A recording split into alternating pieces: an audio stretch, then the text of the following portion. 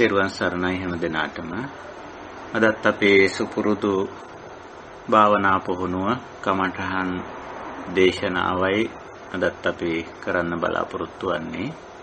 විවාහ වර්ෂයෙන් අද 2022 වර්ෂයේ පෙබරවාරි මාසේ 7 වෙනිදා සඳුදා දිනයක් ශ්‍රී ලංකාවේ කැලෙන්ඩරේ මේ වගේම ශ්‍රී ලංකා වේලාවෙන් අපි උදෑසන 5:30ට මේ දහම් හමුව සඳහා එකතු වෙනවා. වෙනදා වගේම අපේ සුපුරුදු කල්යාණ මිත්‍ර පිරිස මේ සඳහා එකතු වී සිටිනවා. පූජනීය ස්වාමීන් වහන්සේලා, මෙනින් වහන්සේලා ඇතුළු කල්යාණ මිත්‍ර හැමදෙනාම අපි සියලුම දෙනා ඊටාම ගෞරවයෙන් කල්යාණ මිත්‍රත්වයෙන් පිළිගනිමු. අපි පළමුව භාවනාව පිළිබඳ අදහසක් වෙනදා වගේම අපි ඇති කරගන්නවා. භාවනා කියන මේ ක්‍රියාකාරකම් පිළිබඳව දැන් අපේ කල්යාණ මිත්‍රයන්ට පැහැදිලි අදහසක්, පැහැදිලි වැටහීමක් තිබෙනවා.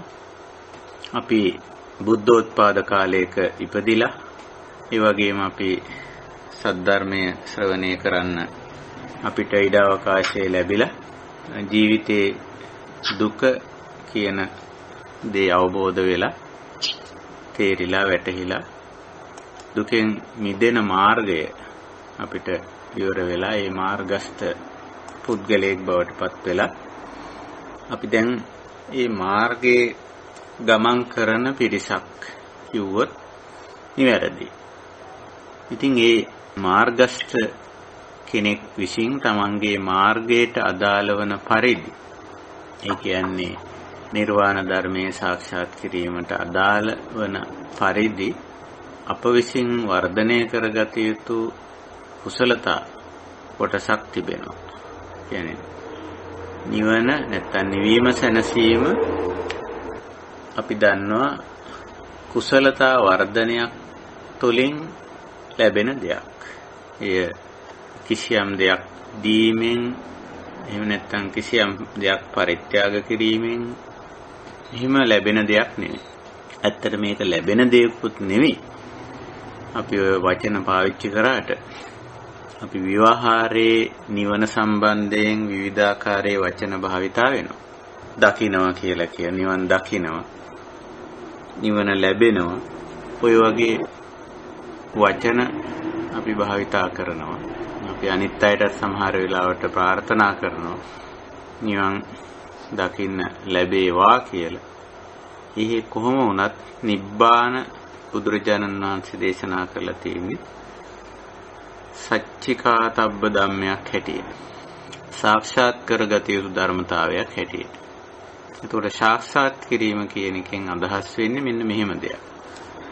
ඒ කියන්නේ අපි අප තුළ වර්ධනය කරගන්නා වූ කුසලතා පද්ධතියක් මගින් තමයි මේ නිවන සාක්ෂාත් කිරීම සිද්ධ වෙන්නේ. එහෙමනම් අපිට තියෙන්නේ ඇත්තටම නිවීම සැනසීම අපිට අවශ්‍ය තැනදී ලැබෙයි. ඒ කුසලතා ටික වර්ධනය වූ වහාම ඒ නිවීම, ඒ සැනසීම අපි තුල ඇති වෙනවා. ඒක නිසා අපිට තියෙන්නේ නිවන් සාක්ෂාත් කිරීමට අවශ්‍ය කරන කුසලතා ටික වර්ධනය කිරීම පමණයි. ඒතර ඒ කුසලතා දැන් අපි දන්නවා එය මාර්ගය හැටියට දුක්ඛ නිරෝධ ගාමිනී පටිපදා අරිය සත්‍ය හැටියට දේශනා වෙලා තියෙනවා. ඊටාම පැහැදිලිව නිවෙන මඟ, නිවන් මඟ කියලා අපි ඒකට කියනවා. පාලියෙන් මජ්ක්‍ධිමා පටිපදා, දුක්ඛ නිරෝධ ගාමිනී පටිපදා, අරියෝ අට්ටංගිකෝ මග්ගෝ වැනි වචන පාවිච්චි කරලා තියෙනවා. ඉතින් දැන් අපිට තියෙන්නේ ඒ මඟ වැඩිමයි. භාවනා කරනවා කියලා කියන්නේ අන්නේ කාර්යය. ඒක නිසා භාවනාව පැහැදිලි කරලා තියෙන්නේ ආසේවති භාවේති වඩ්ඩේති කුසල ධම්මේ භාවනා කියලා. මේ නිවනට අදාළ කුසල් වැඩිමයි භාවනා කියන්නේ. ඉතින් දැන් අපි මේ වැඩපිළිවෙලට යොමු වෙලා ඉන්නේ. මේ මඟ වඩන අය නැත්තම් මාර්ගස්ථය. මාර්ගස්ථ කෙනාට කියන්නේ සෝතාපන්න කියලා. සෝත කියන්නේ ආර්ය ශ්‍රාංගික මාර්ගයට.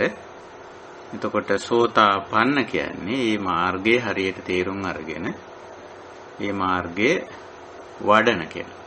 ඊ විදියට. ඉතින් දැන් අපි භාවනා කරනවා කියන්නේ ඔන්නෝය මැදුම් පිළිවෙත මධ්‍යම ප්‍රතිපදාව ආර්ය අෂ්ටාංගික මාර්ගයේ දුක්ඛ නිරෝධ ගාමිනී ප්‍රතිපදාව පුරුදු පුහුණු වෙන අය. පුරුදු පුහුණු වෙනවා කියන එකයි භාවනා කියලා කියන්නේ. දැනටමත් අපි මේකේ ප්‍රතිඵල යම් ප්‍රමාණයකට ලබාගෙන ඉන්න අය. මම හිතනවා අපත් සමග එකතු වෙලා මේ ධර්ම මාර්ගයේ යන මේ අපේ කල්යාණ මිත්‍ර පිරිස තුලින් අපි දකිනවා බොහෝ දෙනෙක් මේ නිවීම සැනසීම සෑහෙන දුරකට සාක්ෂාත් කරගෙන තිබෙනවා. සමහර විට තවමත් පොඩි පොඩි ප්‍රමාද දෝෂයන් අඩුපාඩුකම් තියෙන්න පුළුවන්. විශේෂයෙන් ගිහි ජීවිත ගත කර නැත්නම්ගේ ජීවිතවල පැත්තෙන් බැලුවොත් අර ගෘහස්ත ජීවිතයකට ඇතුල් වෙච්ච නිසා. ඒ කියන්නේ ධර්ම මාර්ගයට එන්න කලින් හරියට ධම්මගකට ඇතුළත් උනායින් පස්සේ නම් මේ ගෘහස්ත ජීවිතයේ තියෙන ප්‍රශ්න ගැටලු ටික හරියටම තේරෙනවා. එතකොට එවැනි බන්ධන විශේෂයෙන් ඔය විවාහ බන්ධන වගේ දේවල් ඇති කරගන්න ඉතින් යොමු වීමක් නැහැ. නමුත් අපි ඒ තක්වා ගැඹුරට මේ ජීවිතයේ යථාර්ථයේ මේ දුක්ඛය තේරුම් ගන්න පෙර අපි මේ බැඳීම් වලට යොමු වෙලා තියෙනවා. පුද්ගල සම්බන්ධතා ඇති කරගෙන තියෙනවා. ඉතින් දැන් ඒවයි ප්‍රතිඵල නැත්නම් ඒවට අදාළ යුතුයකම් වගකීම් වැඩ රාජකාරී තියෙනවා යම් ප්‍රමාණයක්. ඒක නිසා ඒ පැත්තෙන් බලපුවාම ගිහි ජීවිත ගත කර නැත්නම්ගේ ජීවිතවල යම් ප්‍රමාණයකට මේ දුෂ්කරතාවය කියන්නේ භාවනා කිරීමෙහිලා කුසල් වැඩිමෙහිලා යම් දුෂ්කරතාවයක් අපිට මතු පිටින් පෙන්වනවා. නමුත් පෞගිය භාවනා වැඩසටහන වෙලාවේ අපි කමඨහන් සාකච්ඡාවෙන් අනතුරුව කර කතා බහ ඔබට මතකයි. එතෙන්දි මේ විවේකී ජීවන වටපිටාවක් සකස් කරගෙන ඉන්නේ නැත්තෝ දැනටම ඒ පිළිබඳව අදහස් ඉදිරිපත් කළා. ඉතින් ඉවැනි වටපිටාවක් සකස් කරගන්න පුළුවන් ඇත්ත. සමහර වෙලාවට ඒක බාහිර කෙනෙකුට පේන්න පුළුවන් නිකන් ආත්මార్థකාමී හැසිරීමක් හැටියට වගේ. උගාක් ඔය යුතුයකම් වගකීම් වගේ දේවල් වලට වැඩි යොමු වෙන්නේ නැතුව වැඩ සහ රාජකාරී ටික පමණක් අපි ඒව කලින් කතා කරලා තියෙනවා. අත්‍යවශ්‍ය වෙන්නේ වැඩ සහ රාජකාරී. නමුත් එතනින් එහාට තියෙන යුතුයකම් සහ වගකීම් වලට බැඳෙන්නේ නැතුව ඒවයින් ටිකක් සීමාකාරී වෙලා එවැනි ප්‍රතිරූප දේශයක් ජීවන වටපිටාවක් සකස් කරගන්න පුළුවන්. ඉතින් අර ඇතිවෙච්ච පුද්ගල සම්බන්ධතා අපිට එහෙම පිටින්ම ඈතට දාන්න අයින් කරන්න පුළුවන් කමක් නැහැ. ඒවායේ යම් බලපෑමක් තියෙනවා. සමහර ඒවායේ ධනාත්මක ලක්ෂණ තියෙනවා. සමහර ඒවායේ තියෙන ඉතින් ඇත්තටම ඍණාත්මක ලක්ෂණ පෙන්වන්නේ. ඒ කියන්නේ ඒවා සහාය සාධක නෙවෙයි. ඒ කියන්නේ නිවන් මාර්ගයේදී සහායක් නැහැ. ලෞකික ජීවිතයේදී සහයෝගයක් තියෙනවා. මේ ලෞකික ජීවන වටපිටාව ගෙනියන්න, කාමයේ භුක්ති විඳින්න ඒවට සහයෝගයක් තියෙනවා. නමුත් අධ්‍යාත්මික ගමන යන සහයෝගයක් නැති චරිත එක්ක තමයි අපි හුඟක් වෙලාවට සම්බන්ධ වෙලා වැඩ කටයුතු කරන්නේ. ඉතින් ගිහි ජීවිතේ එහෙම ලක්ෂණයක් තියෙනවා. පැවිදි ජීවිතයට ආවත් අපි සමහර වෙලාවට ඔය ගිහි ජීවිතවල සම්බන්ධතා බන්ධන වලින් අයින් වෙලා ආවට මොකද පැවිදියත් හැටියට අපිට පේනවා අපේ සාතිශය බහුතරය පැවිදියත්ගේ ජීවිතවල ඉබැනි සම්බන්ධතා නොවුනට ඊට වැඩි වෙනස් ස්වරූපයේ සම්බන්ධතා පද්ධතිය කායමත් ගොඩනගාගෙන තියෙනවා. දැන් අපේ පැත්තෙන් බැලුවොත් එහෙම මේ ප්‍රත්‍යදායක සමග තියෙන සම්බන්ධතාවය අපි ඔක කලින් සාකච්ඡාවේදීත් ටිකක් ඉස්මතු වුණු කාරණයක්. සිව්පස දායකත්වයට එක්ක තියෙන සම්බන්ධතාවය. ඉතින් ඒගොල්ලොත් අපිට සිව්පසය ලබා දීලා ඉතින් ඒ අයගේ යම් අවශ්‍යතාව වෙනුවෙන් අපිට ආරාධනා කරනවා මේකට එන්න මේකට සම්බන්ධ වෙන්න ආදී වශයෙන්. ඊයේත් මට මේ නින්වාසේ නමක් ඒ වගේ කාරණයක් කතා කරලා කිව්වා. ඉතින් තමන්ගේ දායකත්වයේ දරන ඇත්තන්ගේ යම් අවශ්‍යතාවන් වලට ආරාධනා ලැබෙනවා. ඒවට සම්බන්ධ වෙන්න කියනවා. යම් අවස්ථාවන්ට සහභාගී වෙන්න කියනවා. එතකොට ඒවා එක්ක යම්කිසි ආකාරයක මේ ගමනට සුළු බාධා වගේ පේනවා අපිට. මේ දේවල් අපිට වදයක් නේ, කරදරයක් නේ, අපේ මේ ගමනට බාධාවක් නේ කියලා. එතකොට ඒ පැත්තෙන් අපි දැන් ඒව දකින්න ඕන ධර්මතා හැටියට ඇත්තටම දැන් ගිහි ජීවිතයේ අර ගිහි සම්බන්ධතා ස්වාමි පුරුෂ භාර්යා දූ දරු ඥාති හිත මිත්‍ර සේව්‍ය සේවක ආදී ඔය සම්බන්ධතා පද්ධතියක් ගිහි ජීවිතේ ගොඩක් ගොඩනැගෙනවා. ඉතින් දිශා 6ක් පෙන්වන්න පුළුවන්. සම්බන්ධතා අංශ 6ක්. ඉතින් ඒවා අපි ධර්මතා හැටියට මිසක ඒවා දැන් ප්‍රශ්න ගැටලු හැටියට මේ කරදර හැටියට එහෙම දකින්න හොඳ නැහැ. ඒව හේතුඵල ධර්මතා. ඊට අදාළ හේතු යෙදිච්ච නිසා දැන් හේතුඵල වශයෙන් මේ පුද්ගල සම්බන්ධතා ටිකක් අපි පවත්වගෙන යනවා. ඉතින් ඒව ගැන උපේක්ෂා වෙනවා කියලා ඒක තමයි අවශ්‍ය. දැන් අපි මෙත්තා කරුණා මුදිතා උපේක්ෂා කියලා ඉහළම මානසිකත්වයන් 4ක් බුදුදහමේ පෙන්නනවා. ඉතින් මේවත් එක්ක දැන් අපි හුඟක් කටයුතු කරන්න ඕන උපේක්ෂාව. මොකද මේ ගමනේදී අපිට නිවීම සැනසීමට අදාළ වෙන විදිහේ නැත්තම් නිවන් මාර්ගට අදාළ වෙන විදිහේ උදව්පකාර සහිත පුද්ගලයොත් අපි සමග ඉන්නවා. කලාතුරකින් ඉන්නවා. නමුත් සාතිශය බහුතරයක් අපිට මුණ ගැහෙන්නේ මේ ගමනට උදව් නොකරන සමහර විට දැඩි ලෙස බාධා කරන පුද්ගලයෝ. ඉතින් මේ සියලුම දෙනා ගැන මම හිතන්නේ උපේක්ෂා විය යුතුයි. උදව්පකාර වෙන අය අපි කල්යාණ මිත්‍රයෝ හැටියට සලකමු. කල්යාණ මිත්‍රයෝ එක්කත් දැඩි බන්ධන හදා ගැනීම ආපහු මේ නිවන් මාර්ගට ප්‍රශ්නයක් වෙනවා. කල්යාණ මිත්‍රයෝ අපට උදව් කරන එක ඇත්ත, උපකාර කරන එක ඇත්ත, මඟ පෙන්වන එක ඇත්ත. නමුත් ඒත් අවශ්‍ය නැහැ දැඩි බන්ධනයක් ඇති කරගන්න. ඒකයි.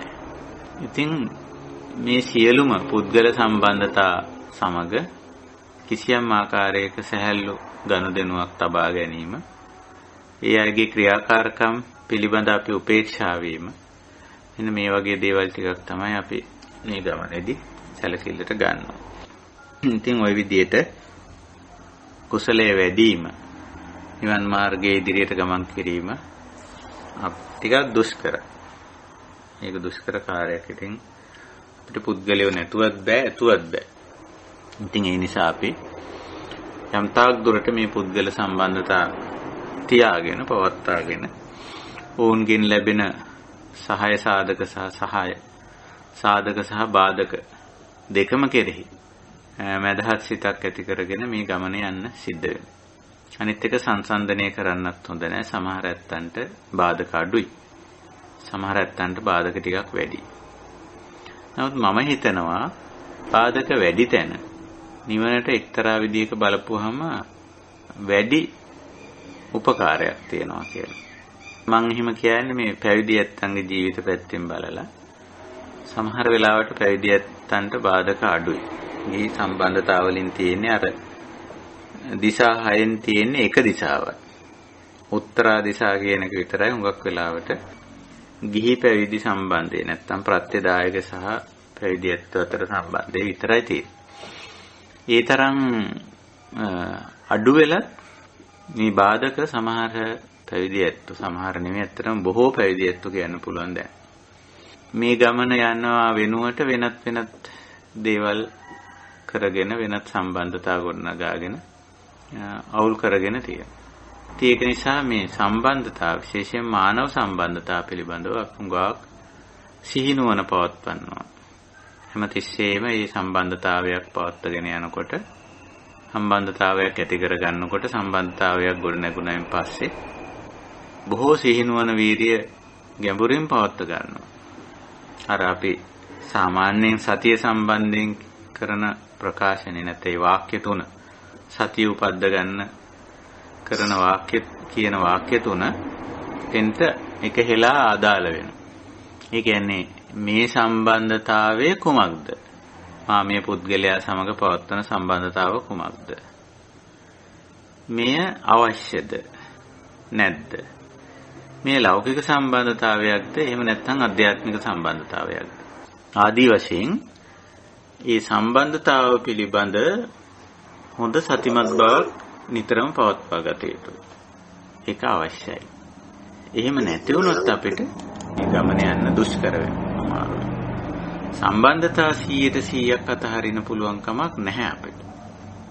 සම්බන්ධතා 100% අතහරින්න පුළුවන් කමක් නැහැ. ඒක නිසා ඔන්න ඔය වගේ දැන් අපි සතිය පවත්වන්නේ දැන් ඔබට මතකයි අපි මහා සතිපට්ඨාන දේශනාව ඔස්සේ තමයි මේ භාවනා කමඨහන් සාකච්ඡා මාලාව දිගට කරගෙන යන්නේ. මගේ මතකයේ අපි මේ පවත්වන්නේ 48 වෙනි වගේ සාකච්ඡාව කියලා. එතකොට මේ සාකච්ඡා මාලාවම අපි පවත්වගෙන යන්නේ මහා සතිපට්ඨාන දේශනාව පාදක කරගෙන. එතකොට මහා සතිපට්ඨාන දේශනාවේ මුලටම තියෙන්නේ මේ සිහිනුවන වීර්ය උපද්දා ගැනීම කියන්නේ. අපි සිහිනුවන වීර්ය උපද්දාගත්ත ඇත්තු හැටියට එතන ඉඳලා අංශ දෙකකට මේ සිහිනුවන වීර්ය අපි යොදා ගන්නවා. එකක් තමයි නිවනට අදාළ සාධක. අනිත් එක බාධක. එතකොට දැන් ඔක්කය සාධක පිළිබඳ සිහිනුවන පවත්වනවා. නිවනට උපකාරක ධර්ම, සහාය සාධක, සහාය පුද්ගලයෝ, සහාය වැඩ පිළිබඳව සිහිනුවන පවත්වනවා. නමුත් මේ බාධක ගැන සිහිනුවන පවත්වන ප්‍රමාණය අඩුයි. දැන් මම හිතන්නේ මගේ පෞද්ගලික අත්දැකීම ගත්තා මම වැඩිපුර දැන් අපි නිවනට අවශ්‍ය සාධක හුඟක් දුරට ගොඩනගාගෙන අවසන් මාර්ගය හරියට තේරුම් අරගෙන ඒ ඔක්කොම මේ මං හිතන්නේ මේ කල්යාණ මිත්‍රයොත් මේ මට්ටමේ හුඟ දෙනෙක් ඉන්නේ. හැබැයි මේ නිවනට අදාළ බාධක ගැන අපි සතිමත් වෙන ප්‍රමාණය සාපේක්ෂව මදි. මේ බාධක තියෙනවා යම් ප්‍රමාණයක. එතකොට ඒ පිළිබඳ හැමතිස්සෙම අවදිමත් භාවයක් පවත්වා ගන්න ඕන. හැමතිස්සෙම අවදිමත් භාවයක් පවත්වා ගන්න ඕන. මේ බාධක පුද්ගලයෝ වෙන්න පුළුවන්, පුද්ගල ගතිගුණ වෙන්න පුළුවන්. සමහර විට තමන්ගේ පෞද්ගලික ජීවිතයේ යම් දේවල් ලෙඩ රෝග එහෙම නැත්නම් ඔය ජරා ධර්මතාවයේ ඔය වගේ වෙන්න පුළුවන්. බාහිර පරිසරයේ යම් කාලගුණ දේශගුණ තත්ත්වයන් උනත් වෙන්න පුළුවන්. ඒ විදිහට ඒවා තියෙනවා. හැබැයි ඒවා පිළිබඳ වැඩි සතිමත් භාවයක් දැන් තියාගන්න අවශ්‍යයි. ඒවයින් මේ ගමනට කොච්චර විදිය බලපෑමක් ඇති කරනවද කියලා. ඒකයි අවශ්‍ය. ඉතින් ওই විදිහට අපි නිවනට සාධක සහ බාධක පිළිබඳව සිහි නුවණ උපද්දා ගත යුතුයි. ඉතින් දැන් අපි හුඟක් දුරට මේ ගමනේ අවශ්‍ය කමඨහන් සාකච්ඡා කරගෙන තියෙනවා. දැන් අපිට තියෙන්නේ මේ සාකච්ඡාවලට අදාළ වෙන පරිදි මේ දේවල් තවදුරටත් අවබෝධ කර ගැනීමයි තියෙන්නේ. ඉතින් හොඳයි අපි මීට අදාළ සීල සමාධි ප්‍රඥා කියන මේ කුසලතාංශය ගැනයි අවධානය. හැබැයි ඒකම ඕකෙම බාධක තුන තියෙනවා. දැන් සාධක තුන සීල සමාධි ප්‍රඥානේ. ඕකෙම බාධක තුන ගැනත් අපි සතිමත් වෙනවා. ඒ කියන්නේ දුස්සීල භාවය, දුස්සමාහිත බව, දුෂ්ප්‍රඥ බව. ඒ තුන පිළිබඳවත් එසේම අවධානය යොමු කරන්න වෙනවා. එතකොට අපි සමහර වෙලාවට සීලවන්ත බව ගැන අවධානය යොමු කරාට දුස්සීල භාවය ගැන ඒ තරම් අවධානය යොමු නොකරන වෙන්න පුළුවන්. සමාධිමත් බව ගැන අවධානය යොමු කරාට දුස්සමාහිත බව ගැන අවධානය යොමු නොකර වෙන්න පුළුවන්. ප්‍රඥාවන්ත භාවය වර්ධනය කරගන්න, දියුණු කරගන්න එහෙම උත්සාහ කරාට දුෂ්ප්‍රඥ බව පිළිබඳ අවධානය යොමු නොකරන වෙන්න පුළුවන්. ඒක නිසා මේ අංශ තුනම පිළිබඳ, ඒ කියන්නේ හයම සීල සමාධි ප්‍රඥා, දුස්සීල, දුස්සමාහිත, දුෂ්ප්‍රඥ බව නැත්නම් ඒවයි ප්‍රතිවිරුද්ධ ස්වභාවය පිළිබඳව සතිමත් විය යුතුයි. ඉතින් හොඳයි අපි පළමු කොට මේ සීලය පිළිබඳව අවධානය යොමු කරන්නේ. දැන් සීලය ගැන අපි හුඟක් දේ කතා කරලා තියෙනවා. ආර්ය සීලය, කුසල සීලය ගැන. එහි ආභි සමාචාරික, ආදි බ්‍රහ්මචර්ය ආදී වශයෙන් ඔය සීලය ගැන සම්පූර්ණ අවධානය යොමු කරලා තියෙනවා. ඉතින් ශික්ෂා පද අපි දැන් දන්නවා. ශික්ෂා පද හැටියට ගත්තොත් 16ක් අපි දැන් අවධානයට යොමු කරගෙන තියෙනවා. නැත්තම් සම්පූර්ණ මේ ධර්ම මාර්ගයේදී අපි හිම සොයාගෙන තියෙනවා. මේ 16ට අමතරව තවත් ඉස්සරහට ගිහිල්ලා ප්‍රඥාවෙන් තේරුම් අරගෙන කරුණාවෙන් මෛත්‍රියෙන් යුතුව ක්‍රියාත්මක කරන සීල කොටසක් තිබෙනවා. අදි සීල කියලා අපි ඒවට කියන්නේ. ඊළඟට සාමාන්‍ය සියලුම දෙනාට අදාළ පොදු සීලයකුත් අපිටත් තියෙනවා. ඒකට අපි කියන්නේ ආභි සමාචාරික සීලය කියලා. ලෝක සම්මත නීති රීති සිරිත් විරිත් විවස්ථා අනපනත් එකඟතා වගේ කියලා දේවල් ටිකක් තියෙනවා. ඒවා අපිටත් අදාළයි, නිවන් මාර්ගය නැත්තන්ටත් අදාළයි. ඒවා අනුගමනය කිරීමෙන් ප්‍රතිරූපදේශයක් ගොඩනගෙන නිසා. ඉතින් ওই විදිහට සීලය ගැන අපි හුඟක් දේවල් කතා බහ කරලා තියෙනවා. මේ ශික්ෂාපද ගැනත් අපිට අවබෝධයක් තියෙනවා. ඒක නිසා අපි ඒව ගැන දීර්ඝ වශයෙන් කතා කරන්නේ නැහැ. අපි ශික්ෂාපද ටික නැවත සිහිපත් කරගමු ගෞරවයෙන්. සිහි කරගෙන අපි ඉදිරි කමටහන් වලට අවධානය යොමු කරමු. හොඳයි. සීලාවර්ජනය අපි සියලු දෙනා එකතු වෙලා සීලාවර්ජනය කරමු. සාදු සාදු සාදු. නමෝ තස්ස භගවතු අරහතෝ සම්මා සම්බුද්දස්ස. නමෝ තස්ස භගවතු අරහතෝ සම්මා සම්බුද්දස්ස. නමෝ තස්ස භගවතු අරහතෝ සම්මා සම්බුද්දස්ස. සරණාගමනේ. බුද්ධං සරණං ගච්ඡාමි. ධම්මං සරණං ගච්ඡාමි. සංඝං සරණං ගච්ඡාමි. ဒုတိယံ පි බුද්ධං සරණං ගච්ඡාමි. ဒုတိယံ පි ධම්මං සරණං ගච්ඡාමි. ဒုတိယံ පි සංඝං සරණං ගච්ඡාමි.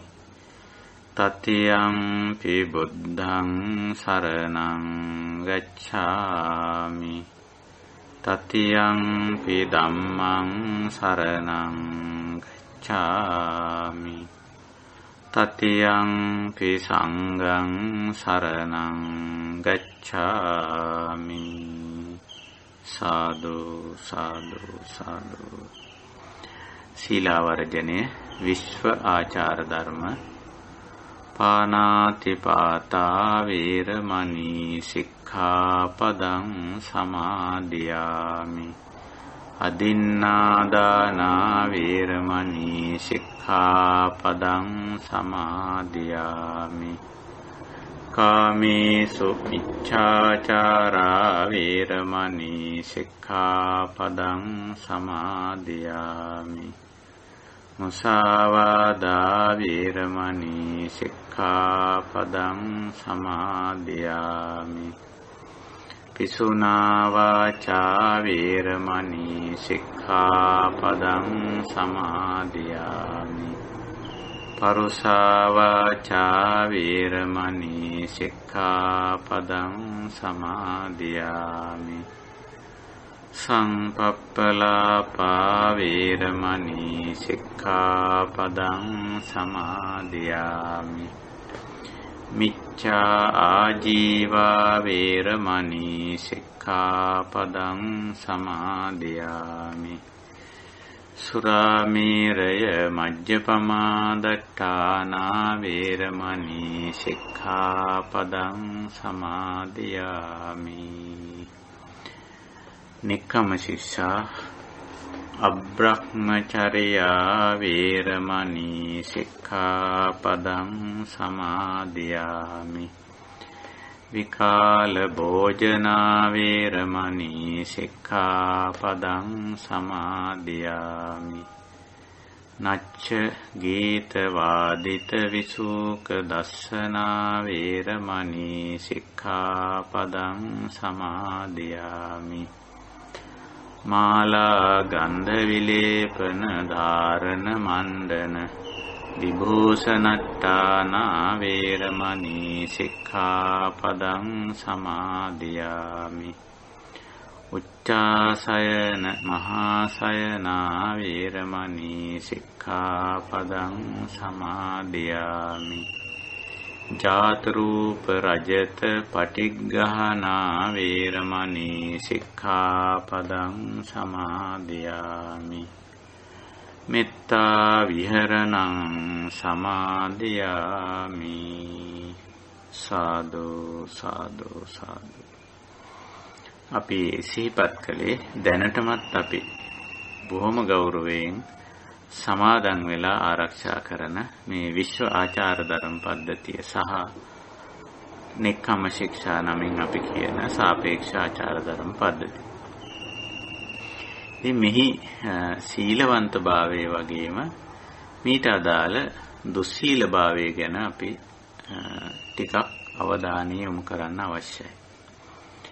අපි යම්කිසි ශික්ෂාවක් සමාදන් වෙලා රකිනකොට ඒකට අපේ අභ්‍යන්තරයෙන් පළමුවෙන්ම මම මෙතෙන්දි පියවර කීපයක් පැති කීපයක් කියන්න කැමතියි. පළමුවෙන්ම අපේ අභ්‍යන්තරයෙන් ඒකට දෙන වටිනාකම හොඳට බලන්න.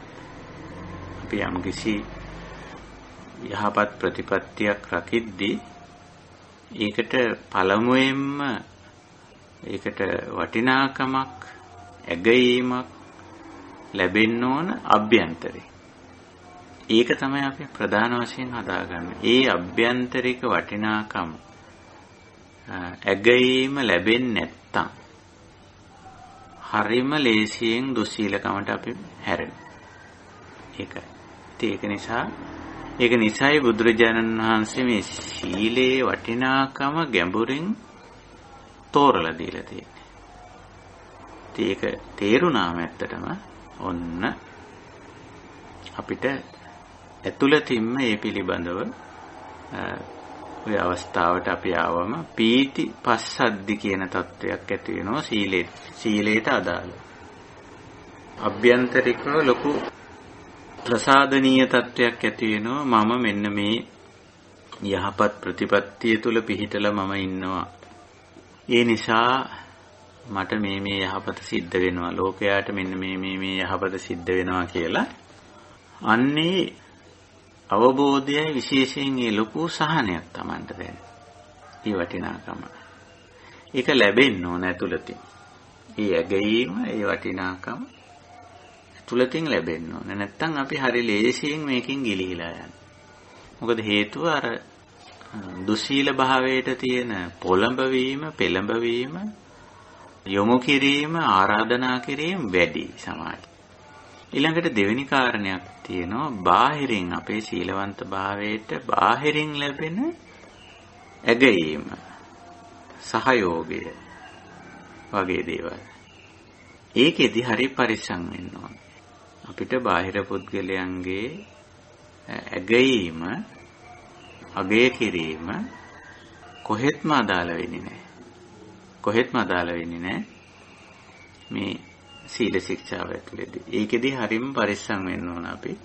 ඒක මත පදනම් වුණොත් යම් කෙනෙක් සීලවන්තභාවයේ පවත්වාගෙන යෑමේදී බාහිර පුද්ගලයන්ගේ, බාහිර සමාජයේ ඇගීම මත අපි සීලය පවත්වාගෙන යන්න ගියොත් එහෙම ඒක ලොකු අමාරුවක වෙනවා. මොකද හේතුව ඇගීමක් නැති තැන සීලය පවත්වාගෙන යන්න ඕමනාවක් නැතිව. ඒකට අනිත් එක්කෙනාගේ ඇගීම තියෙනවා නම් විතරයි. මේක ගිහියත්න්ගේ පැත්තෙන් මම කිව්වොත් තමන්ගේ ස්වාමි පුරුෂයා, භාර්යාව, දරුවෝ වගේ සමීප ඥාතීන් ඉන්නවා. හුඟක් වෙලාවට ඒගොල්ලෝ ආර්ය ප්‍රතිපදාවේ නොයන අය නම් ඒගොල්ලන්ගේ සීලය ගැන තියෙන ඍණ ඇගීම. ධනාත්මක ඇගීමක් නෙමෙයි. අනිවාර්යයෙන්ම සීලවන්තභාවයේ අඩු කෙනෙක් අනිත් එක්කෙනාගේ සීලවන්තභාවය අගය කරන්නේ නැහැ. ඒක ගැන තියෙන්නේම ඍණ ඇගීම. පෙළඹවීම, යොමු කිරීම, ආරාධනා කිරීම තියෙන්නේ දුස්සීල භාවයේ පැත්තට. ඒක නිසායි මේ සීලවන්ත භාවය බාහිර සාධක මත අපි පවත්වාගන්නේ නැත්තේ. ඒක නිසා බුදුරජාණන් වහන්සේ ඒක අභ්‍යන්තර හෘද සාක්ෂියටම යොමු කළා තියෙනවා.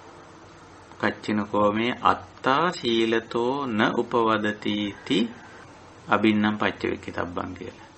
ඔය අබින්න පච්චවෙක්කිතබ්බට්ඨාන සූත්‍රය නැත්තම් ප්‍රසිද්ධ වෙලා තියෙන ඔක දසධම්ම සූත්‍රය කියලා.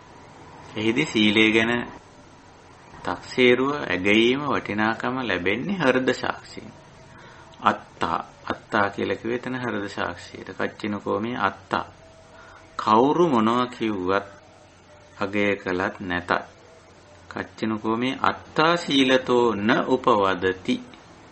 මගේ හෘද සාක්ෂිය පැත්තෙන් ගිහිල්ලා බලපුවාම මගේ සීලවන්තභාවය පිළිබඳව මට දෝෂාරෝපණයක් නැගෙන්නේ නැත්තම් අන්නේ නැති මට්ටමට අපි පවත්වාගෙන යනවා. බාහිර අය දොස් කියයි. දෝෂාරෝපණය කර. සමහරට බාහිර අය ලොකු ඇගීමක් කරයි. ගුණ වර්ණනා කරයි. මෙයා හරිම සීලවන්ත ගුණවන්ත කෙනෙක්. මෙහෙමයි කියලා. ඊවනම් වැඩක් නෑ අපිට කොහෙත්ම. අනිත් අයගේ චෝදනා විවේචන එන්නත් පුළුවන්. මේ බණ භාවනා කරනවා කියුවට පේනවද මේ පුද්ගලයාගේ හැටි ආදී වශයෙන් කියලා. ඒව අපිට අදාළ නෑ. ඒක නිසා මේ ඔය කාරණා දෙක මම කිව්වේ සීලවන්ත භාවයට වඩා දුස්සීල භාවයට අදාළ. අපි දුස්සීල භාවයට වැටෙන්න හේතු දෙකක් ඕක. අභ්‍යන්තර ඇගීමක් නැතිකම. බාහිර පුද්ගලයන් මත අපේ සීලය පවත්වාගෙන යන්න. හරිම ලේසියෙන් අපි දුස්සීල භාවයට වැටෙනවා. ඒ නිසා ඔය සාධක දෙක ගැන හුඟක් සැලකිලිමත් වෙමු. සැලකිලිමත් වෙලා මේ සීල භාවනාව කරගෙන යමු. ඉතින් භාවනාවේ මූලික කොටස ඔය. ඊළඟට දැන් අපි ඉන්නේ මහා සතිපට්ඨාන දේශනාවේ සමාධි භාවනාව කොටසේ. කායानुපස්සනා, වේදනානුපස්සනා, චිත්තානුපස්සනා පහු කරගෙන ධම්මානුපස්සනාවටත් ඇවිල්ලා ධම්මානුපස්සනාවෙත් සත්‍යපබ්බේ අපි ඉන්නේ. එහි මාර්ග සත්‍යයේ අවසානම මාර්ගාංගයේ කමඨහනක් කරගන්නේ කොහොමද කියලා. ඒකයි අපි කතා කරේ. ඉතින් පහුගිය හමු වුණ අවස්ථාවේ ඔබට මතකයි අපි මේ සම්මා සමාධි කියන මාර්ගාංගයට යමු වුණා. කොහොමද අපි විපස්සනා සමාධිය සම්මා සමාධිය ගොඩනගාගන්නේ? ඒකට මඟ පෙන්වීමක් බුද්ධ දේශනාවෙම තියෙනවා. කතමාච බික්කවේ සම්මා සමාධි කියලා මාර්ගය විස්තර කිරීම අපිට පේන්න තියෙනවා මේ විදිහට. ආර්ය අෂ්ටාංගික මාර්ගයේ මහා සතිපට්ඨාන දේ. කතමාච බික්කවේ සම්මා සමාධි ඉද බික්කවේ බික්කෝ විවිච්ඡේව කාමේහි විවිච්ඡ කුසලේහි ධම්මේහි සවිතක්කං සවිචාරං විවේකජං පීති සුඛං පඨමං ඥානං උපසම්පජ්ජ විහෙරති.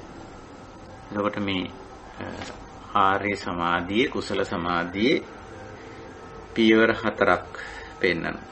පළවෙනි පියවර අපි පහුගිය හමුවේදී කතා බහ කළා. විවිච්ඡ කාමේහි පෞද්ගලික කැමැත්ත කාම කියලා කියන්නේ. පෞද්ගලික කැමැත්ත කොයි විදිහටද හසුරවා ගන්න.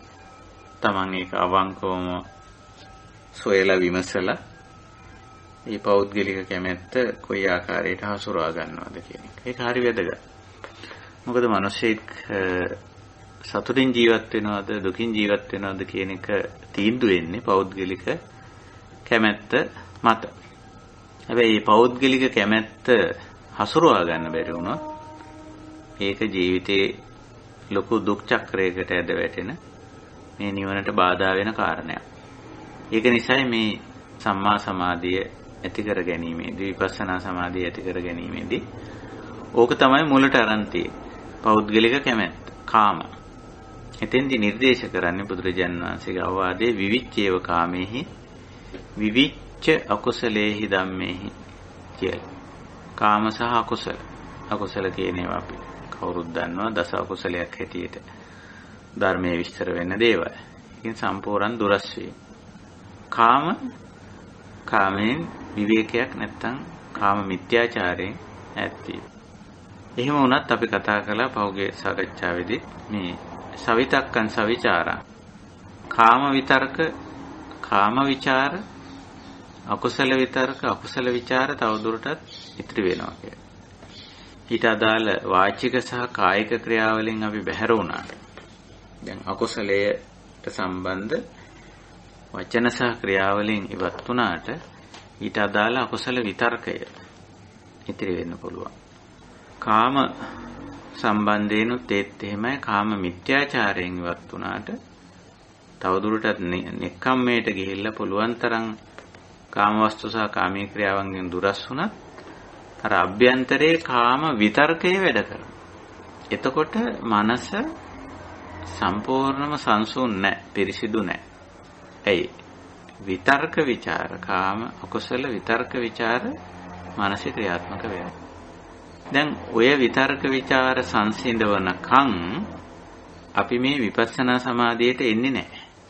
ඒක නිසා පළවෙනි ධානයෙන් ඇති වෙන්නේ විවේකයක් විතරයි. ඒකයි පළවෙනි ධානයේ විවේකජම් පීති සුඛම් පඨමං ඥානං කියලා හඳුන්වලා තියෙන්නේ.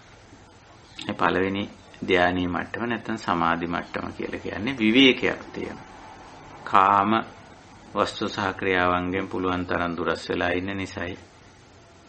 ඒ වගේම අකුසලයෙන් අකුසල ක්‍රියාවන්ගෙන් අකුසල වචන ක්‍රියාවන්ගෙන් දුරස් වී සිටීමයි. එතකොට මේ විවිච්ඡ කියන වචනේට තව අපි අර්ථකථනයක් දෙන්න පුළුවන්. මේ ඕනම දෙයක පරිඋට්ටාන මට්ටම පහු කරලා විතික්කම කියලා මට්ටමක් එනවා. ඒක කුසල අකුසල කොයි එකටත් අදාළ දෙයක්. නමුත් අකුසලයට සම්බන්ධයෙන් විතරයි යෝග කියලා තියෙන්නේ. සිතවිල්ලක් ඇති වෙනවා, ඒ සිතවිල්ල ප්‍රබල වෙනවා, සිතවිල්ල ක්‍රියාත්මක වෙනවා. සිතවිල්ලක් ඇති වුණු අවස්ථාව අනුසය. සිතවිල්ල ප්‍රබල වෙන අවස්ථාව, ඉස්මතු වෙලා එන අවස්ථාව, සිතවිල්ල නැගී සිටින අවස්ථාව පරිඋට්ඨාන. ඒක වචනයෙන් හෝ කායික ක්‍රියාවක් හැටියට ව්‍යතික්‍රමණය වීම, ක්‍රියාත්මක වීම වීතික්කම. එතකොට පළවෙනි ධානයෙන් සිද්ධ වෙන්නේ මේ වීතික්කම අවස්ථාව වළක්වා ගැනීම විතරයි. අකුසලයේ වීතික්කම කොටස නතර කර ගැනීම. ඒ කියන්නේ වචනයෙන් සහ ක්‍රියාවෙන් ඒ ක්‍රියාත්මක කිරීම නතර කිරීම. ඒක මේ ඉබේ කෙරෙන එකක් නෙවෙයි, අපි හිතාමතාම කළ යුතු දෙයක්. කාමී පැත්තෙනොත් ඒත් එහෙමයි. මිත්‍යාචාරයෙන් තොරව කාමයෙන් භුක්ති විඳීම එතෙන්ට එනකොට ඔය හුඟක්ම ඉහළ මට්ටමක්. ඊළඟට පුළුවන් තරම් නෙක්ඛම්මයට බරව යාම උපරිම වශයෙන්. මෙහිම යනකොට විශේෂයෙන්ම මිත්‍යාචාරයෙන් තොරව කාමයේ භුක්ති විඳිනකොට ලොකුවට කාම විතර්ක බහුල වෙන්නේ නැහැ. මොකද එතන කාමයේ භුක්ති විඳීමක් තියෙනවනේ. හැබැයි අපි නෙක්ඛම්මයට යමුණු ගමම්ම ඒ කියන්නේ කාම වස්තු සහ කාමයේ ක්‍රියාවන් අපේ පෞද්ගලික කැමැත්තට අදාළ ක්‍රියා සහ වස්තු වලින් අපි දුරස් වෙන්න උත්සාහ කරනකොටම ඔන්න කාම විතර්ක බහුල වෙනවා. ආපහු අර කාමයේ පැත්තට ගොඩාක් තර්ක විතර්ක එනවා අභ්‍යන්තරේ. මේක තමන්ගේ අභ්‍යන්තරයේ කාරණයක්. කාම විතක්කම් කියලා කියන්නේ. ඔතෙන්දී අපිට ලොකු සතිමත් භාවයක් ඔන්න සතිපට්ඨානයට ඕක ඇතුල් කරලා තියෙන්නේ ඒකයි. ඔන්න ඔතෙන්දී තමයි අපි මේ කමඨහන හරියටම තේරුම් ගන්න ඕන අවස්ථාව. මෙතෙන්දී අපේ අභ්‍යන්තරයේ ලොකු සටනක් පටන් ගන්නවා. අභ්‍යන්තරයේ සටනක් පටන් ගන්නවා. ඇයි මම එකෙන් අයින් විය යුත්තේ? එහෙම අයින් වෙන්න අවශ්‍ය නැහැනේ. ඒක ඒ විදිහට භාවිතා කරන්න පුළුවන්, පරිහරණය කරන්න පුළුවන්, පාවිච්චි කරන්න පුළුවන්. ඇයි ඒක අයින් විය යුත්තේ? අවශ්‍ය නැහැනේ කියලා ඇතුළතම ලොකු සංවාදයක් විවාදයක් ඇතුළතින්ම ඇති වෙනවා. අන්නේ ඇතුළත එන කාමයට පක්ෂව අකුසලයට පක්ෂ වෙන මේ සංවාදයේ විවාදයේ තමයි කාම විතක්ක අකුසල විතක්ක කියලා කියන්නේ. ඔය වචන දෙකම බුදුරජාණන් වහන්සේ පාවිච්චි කළා තියෙනවා. ඉතින් දෙවෙනි ධානයේට අද අපි අවධානය යොමු කරන දෙවෙනි ධානයේ හඳුන්වලා තියෙන්නේ විතක්ක ਵਿਚාරාණං රූපසමා කියලා. ඔන්න පටන් ගන්නෙම අර ගැටලුවෙන්.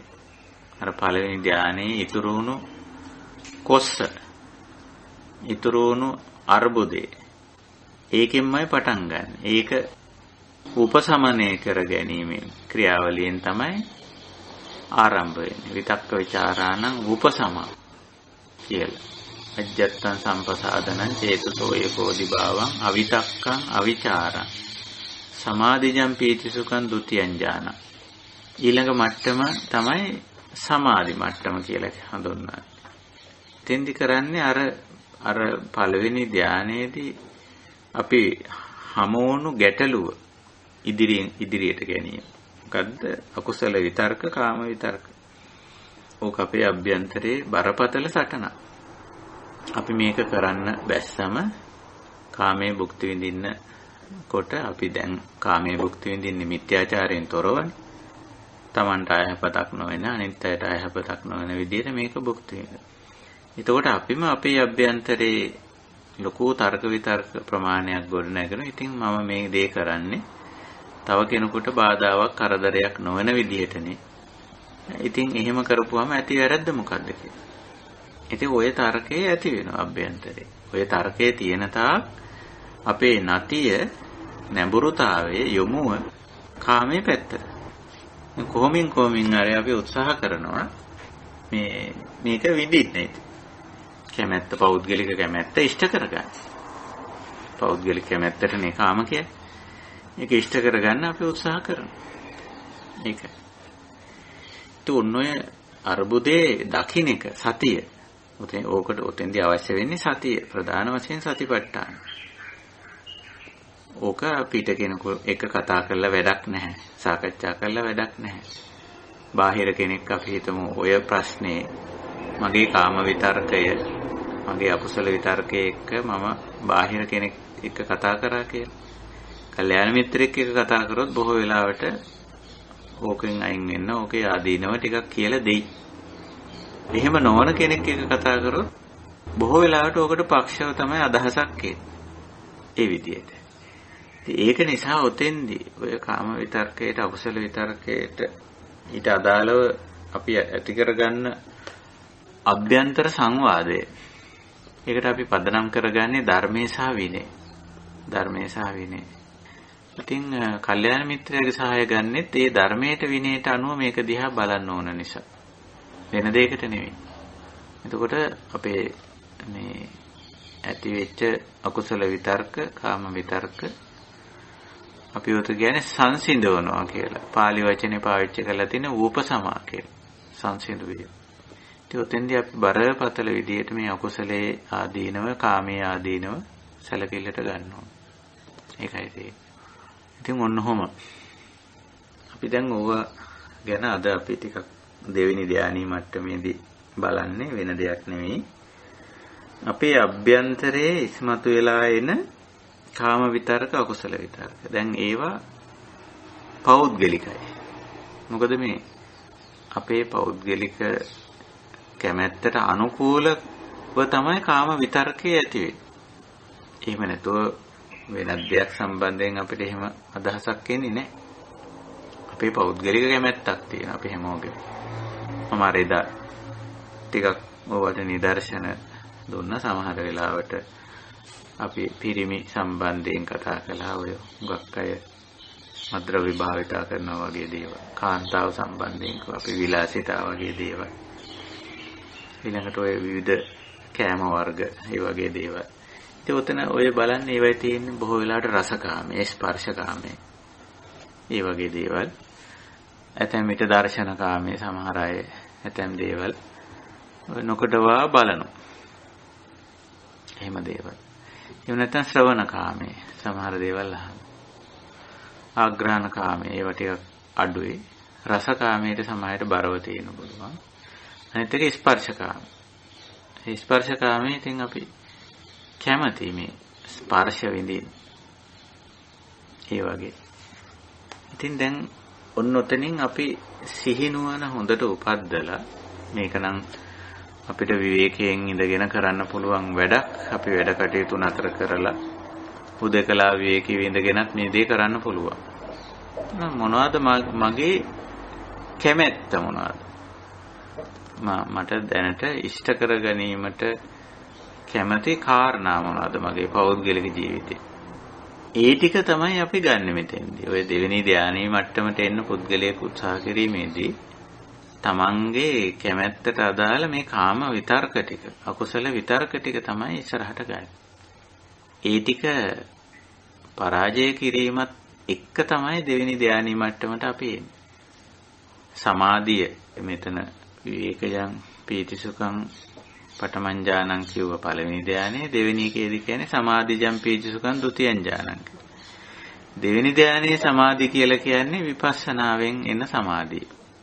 ඒක නිසා මෙතෙන්දී අපිට බරපතල විදියට විදර්ශනාවේ සහයෝගය ලබා ගන්න වෙනවා.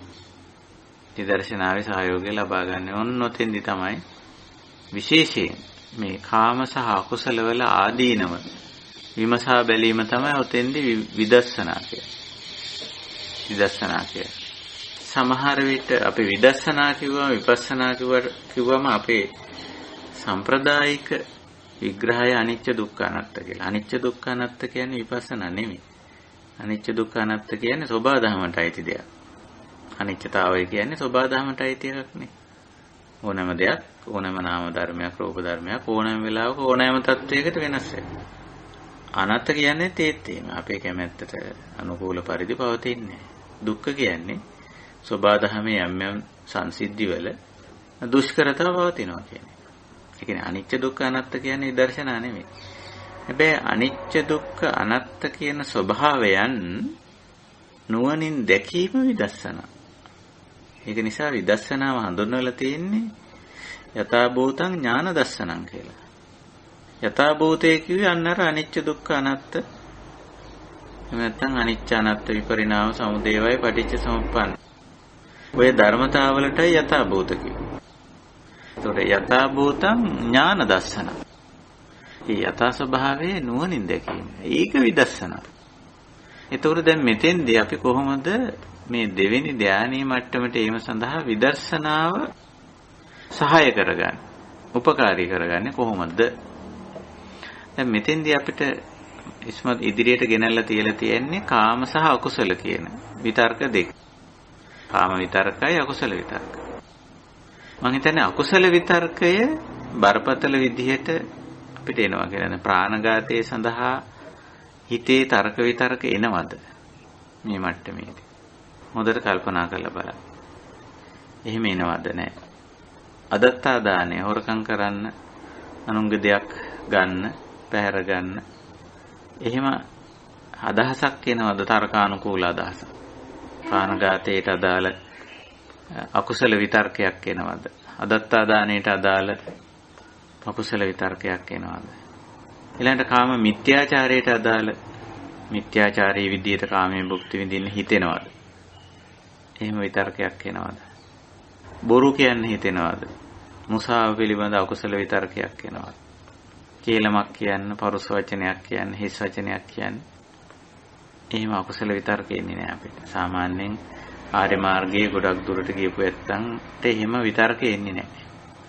එහෙම හිතෙන්නේ ශනිකව සමහර වෙලාවට එවැනි නිකන් අකුසල සාගත අදහසක් ඇති වුණොත් ඒක ඉස්සරහට හිතෙන්නේ නැහැ.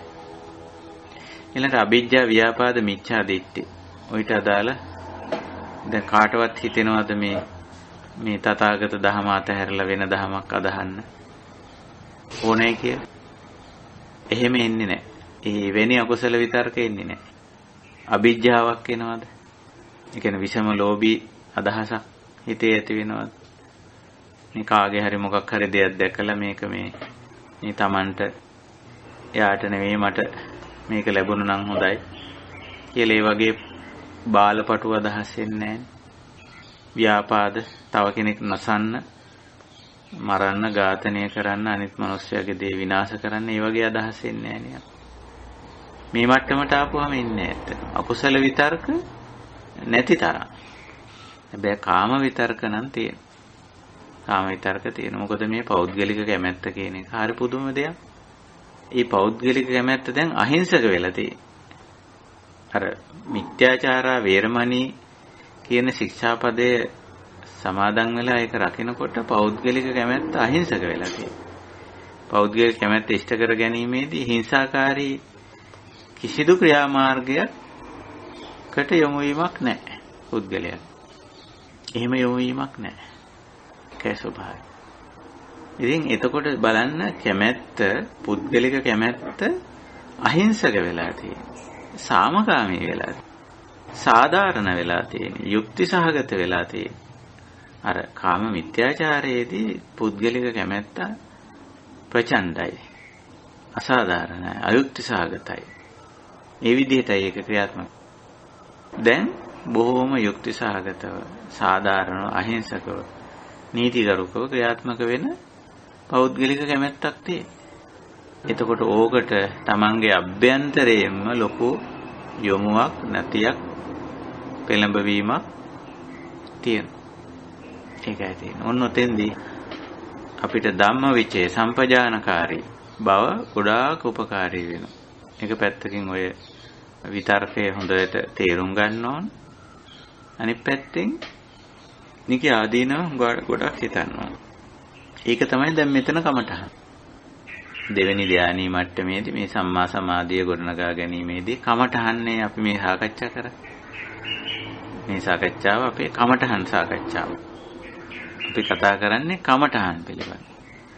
දෙවෙනි ධානයේදී අපි මොකද්ද කරන්නේ? මොකද්ද එතන කර්මස්ථානය. දෙවෙනි ධානී මට්ටමට හිත ගේන්නේ. එහෙම නැත්නම් මේ මට්ටමට සමාධිය වර්ධනය කරගන්න, චිත්ත ස්වභාවය පිරිසිදු කරගන්න. මොකද්ද අපේ ක්‍රියාකාරී? කාමේශ අකුසලයේ ආදීනව ගැඹුරින් මෙනෙහි කිරීම. ඉතින් එතෙන්දී අපේ අභ්‍යන්තරික සටනක් එනවා මේ කාම විතර්කයේ සහ නෙක්ඛම්ම විතර්කයේ අතර. කුසල විතර්කයේ සහ අකුසල විතර්කයේ අතර සටනක් යනවා. ඇත්තටම ඔය මාර පරාජය නැත්නම් මාර සේනාව කියලා අපි ඔය ධර්ම සාහිත්‍යයේ සඳහන් වෙන කතාවක් තියෙනවා. බෝධිසත්වයන් වහන්සේ ගැන කියද්දිත් කියනෝනේ මාර පරාජය කෙරුවයි කියලා. මේ මාර සේනාව කියලා කියන්නේ ඔන්න ඔතන ඔය සටන. අපේ පැත්තෙන් අපි නෙක්ඛම්ම විතර්කය ඉදිරිපත් කරනවා, කුසල විතර්කය ඉදිරිපත් කරනවා. අර පැත්තෙන් කාම විතර්කයයි අකුසල විතර්කයයි. දැන් මේක පිටස්තර කෙනෙක් නෙමෙයි. අපේම අභ්‍යන්තරේ. අපි දැන් ආර්ය මාර්ගයට, ධර්ම මාර්ගයට ආපු ඇත්තෝ නිසා අපේ පැත්තෙන් අපි ඉදිරිපත් කරන්නේ මේ සති සම්පජඤ්ඤ විරිය විසින් ඉදිරිපත් කරන්නේ නෙක්ඛම්ම විතර්කයයි කුසල විතර්කයයි. අපේ පරණ පුතජන මනස ඒක තාම 100% අයින් වෙලා නැහැ. මේ පුතජන මනස විසින් කරන්නේ එයා කාම විතර්කය අකුසල විතර්කය ඉදිරිපත් කරනවා. ඒකට හේතු යුක්ති ඉදිරිපත් කරනවා. සාධාරණීකරණය කරනවා. මෙහෙමයි කියලා. මේ වැඩේ කරාට කමක් නැහැ. මේක ඇති වැරද්දක් නැහැ. ආදි වශයෙන් සමායට අකුසල විතර්ක පවා එනවා. අකුසල විතර්ක පවා එන ඔය සියුම් සමහර වෙලාවට ප්‍රාණඝාතයට එහෙම එනවා.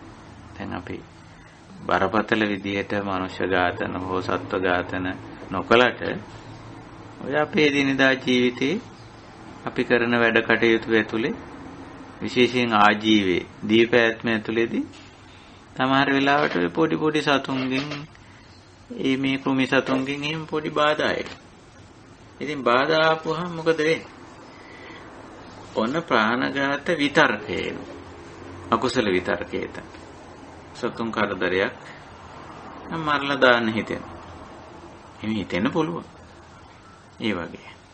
එහෙම නැත්නම් අපිට අවශ්‍ය දේවල් වල අඩුපාඩුවක් ආපුවහම ඔය තියෙන තැනකින් ගන්න හිතෙන කමක් නැහැ නේද? එතන වැඩිපුර ටිකක් තියෙනවා. ගත්තම මොකද වෙන්නේ? ඔය මිනිස්සුන්ට කොච්චර දේවල් තියෙනවද? මේ මිනිස්සුන්ගෙන් ටිකක් ගත්තම මොකද වෙන්නේ කියලා?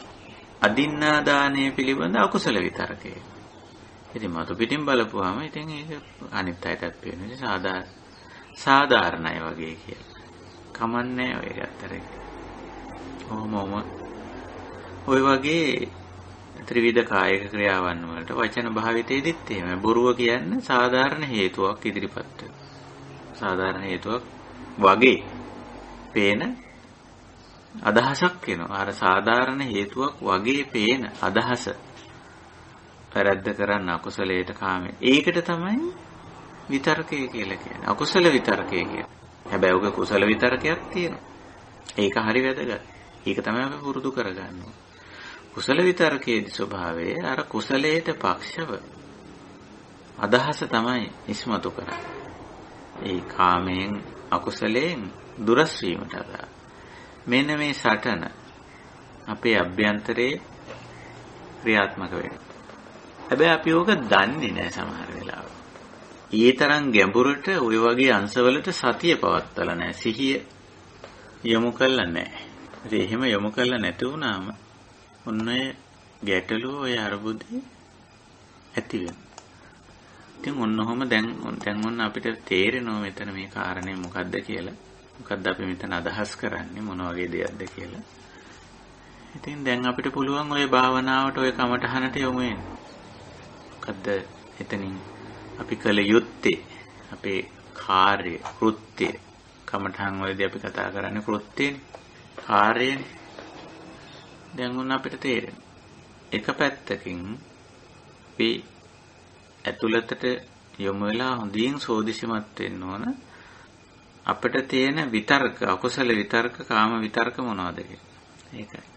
ඉතින් සමහර වෙලාවට හරි සියුම්. දැන් ඔය දේශයේ තරහ වගේ දෙයක් ගත්තම ඔය එවැනි අකුසල විතර්ක මුගක් අයට තියෙනවා. ඉතින් ඒවට සාධාරණ හේතුත් ඉදිරිපත් වෙනවා. අපි හිතමු මෙන්න මේ වගේ දේවල් අපි දැකලා තියෙනවා. දැන් මේ පවුල් වල එහෙම සමීප පුද්ගලයෙක් පවුල් වල විතරක් නෙමෙයි මේ ආරාම පන්සල් වලුණක් ගත්තම එකට ජීවත් වෙන අය ඉන්නවනේ.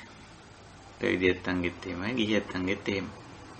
ඒතර දැන් මේ අයත් එක්ක එකට ජීවත් වෙනකොට මේගොල්ලන්ගේ විවිධ චර්යාවන් තියෙන විවිධ හැසිරීම් රටා තියෙන. තමයි කියන දේ අහන්නේ නැහැ. කියන දේ නාහන ගතිය.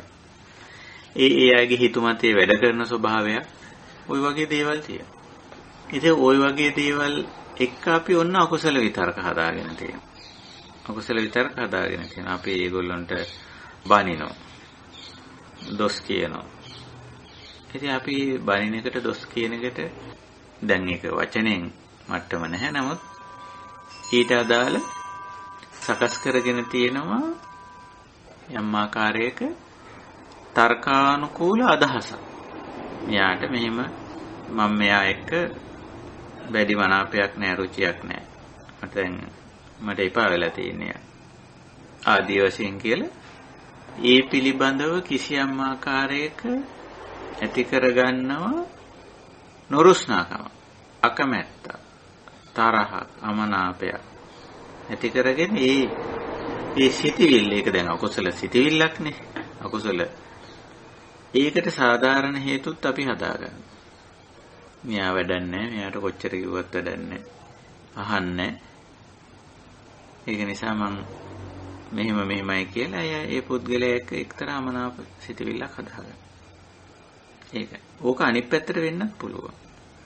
සමහර පුද්ගලයෝ බොහොම උපකාරී කියන දේ අහනවා, කියන විදිහටම වැඩ කරනවා, හරිම කීකරුයි.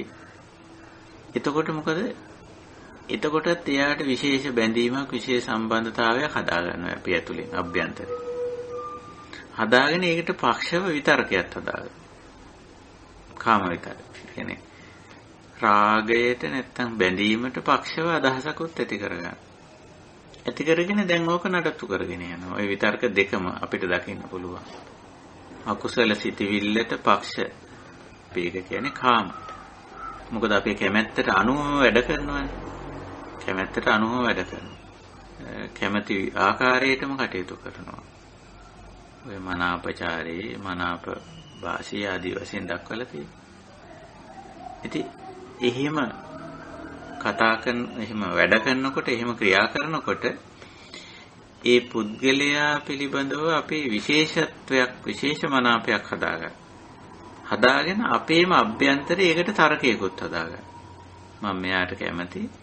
මම මෙයා වෙනුවෙන් විශේෂත්වයක් දක්වන්නේ විශේෂ වෙන්නේ මේ හේතුව නිසා. ඉතින් බලපුවාම අපේම ඇතුලේ අකුසල සිතවිල්ලක් නැත්නම් කාම සිතවිල්ලක් හදාගෙන අපේ අභ්‍යන්තරයෙන් මේකට පක්ෂව තර්ක විතර්ක ඉදිරිපත් වෙනවා. සාධාරණීකරණයන් ඉදිරිපත් වෙනවා. හේතු යුක්ති දක්වන. මොන ඔය ස්වභාවයේ විතක්ක ਵਿਚාර.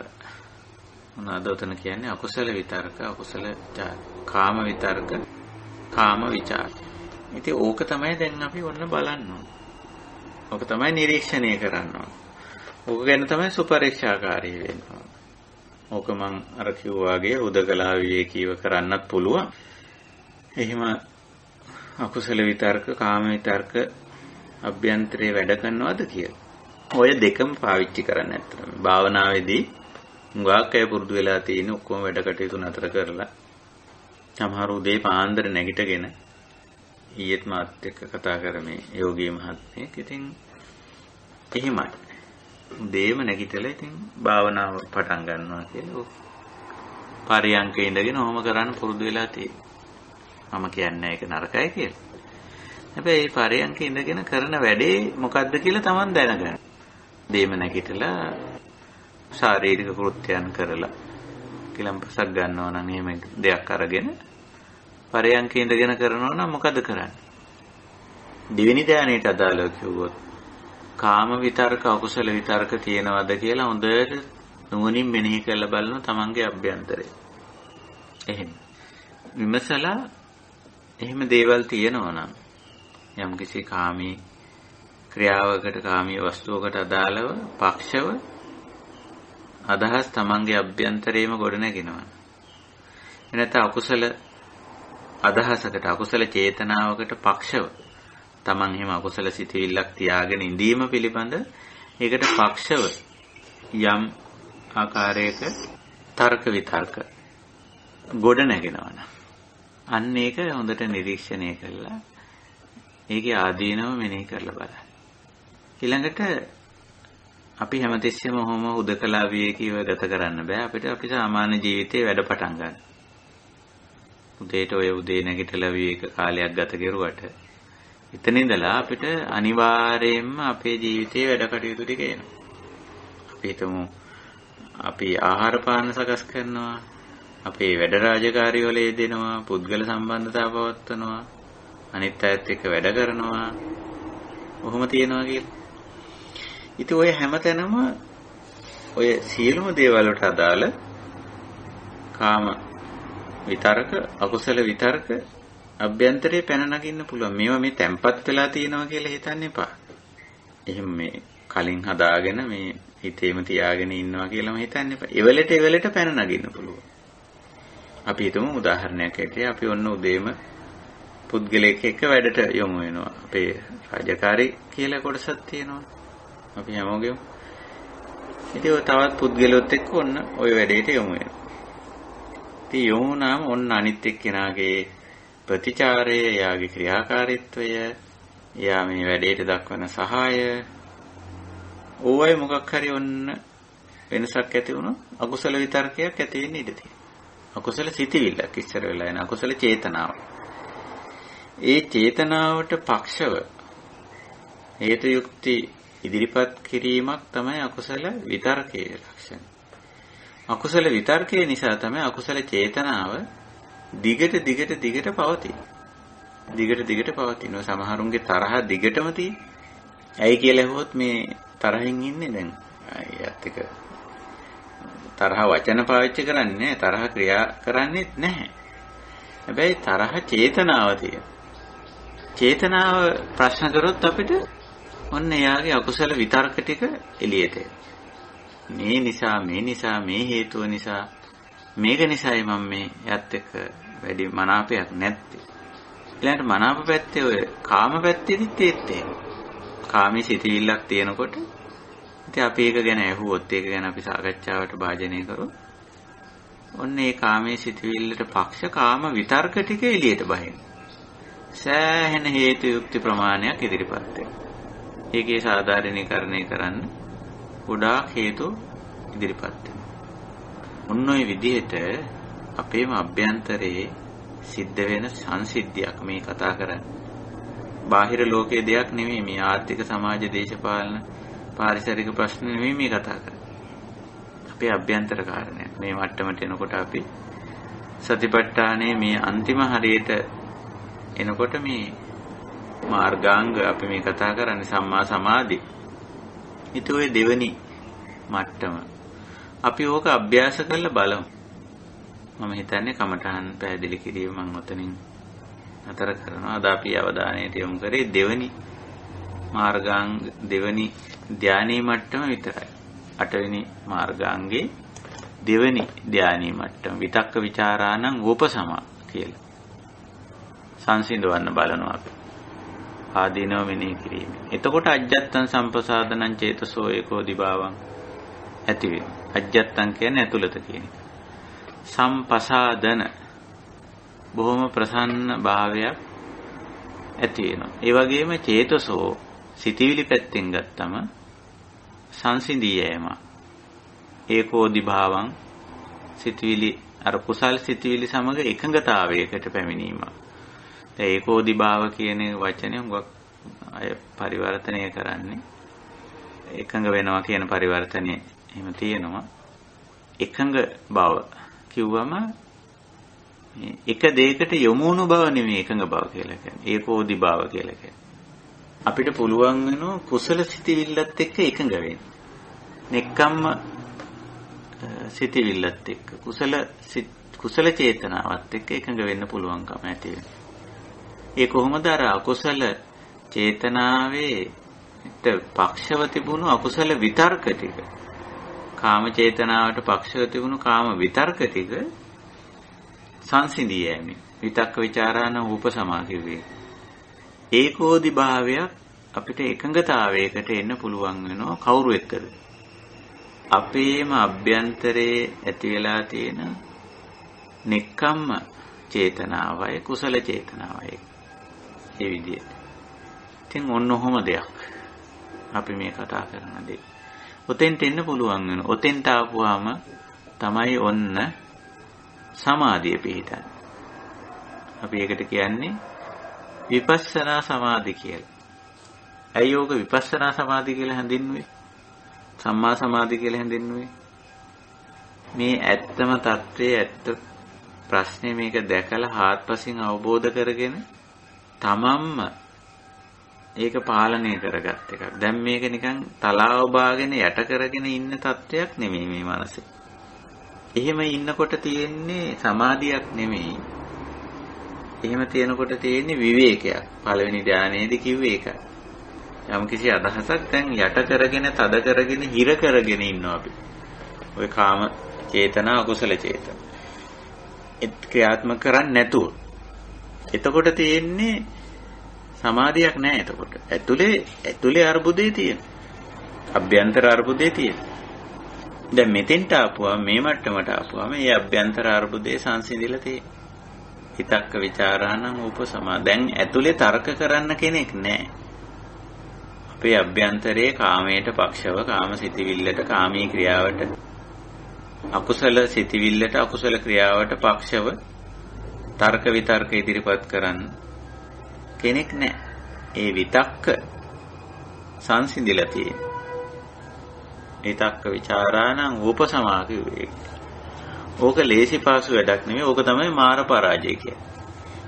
මාර පරාජය කියන්නේ ඕක තමයි. මේ කාම සිතිවිලි, මේ අකුසල සිතිවිලි දුරු කරගන්න එක. දුෂ්කර වැඩක්. හොඳයි අපි බලමු. පළමුව බලන්න මේ කාම අකුසල සිතිවිලි තියෙනවද? ඒකට පක්ෂ කාම විතර්ක සහ අකුසල විතර්ක අභ්‍යන්තරයේ පැන නගිනවද? පැන නගිනෝ නම් මේ කාමයේ සහ අකුසලයේ ආදීනව කිව්වම දන්නවනේ. ඒකෙන් වෙන අයහපත පුංචි පුංචි පැති වලින් පවා විමසලා බලමු, සොයලා බලමු. හොඳයි. එවනම් අපි මෙතෙන් සිට වෙනදා වගේ ඉතිරි කාලය සාකච්ඡාවට යමු වෙනවා. විශේෂයෙන් අපේ සමග මේ තම සභාවේ ඉන්න අපේ කල්යාණ මිත්‍රයන්ට මොනවා හරි මේ සම්බන්ධයෙන් කතා බහ කරන්න අදහසක් විමසන්න තියෙනවා නම් අපි ඒ සඳහා මෙතෙන් සිට කාලය ගන්නවා.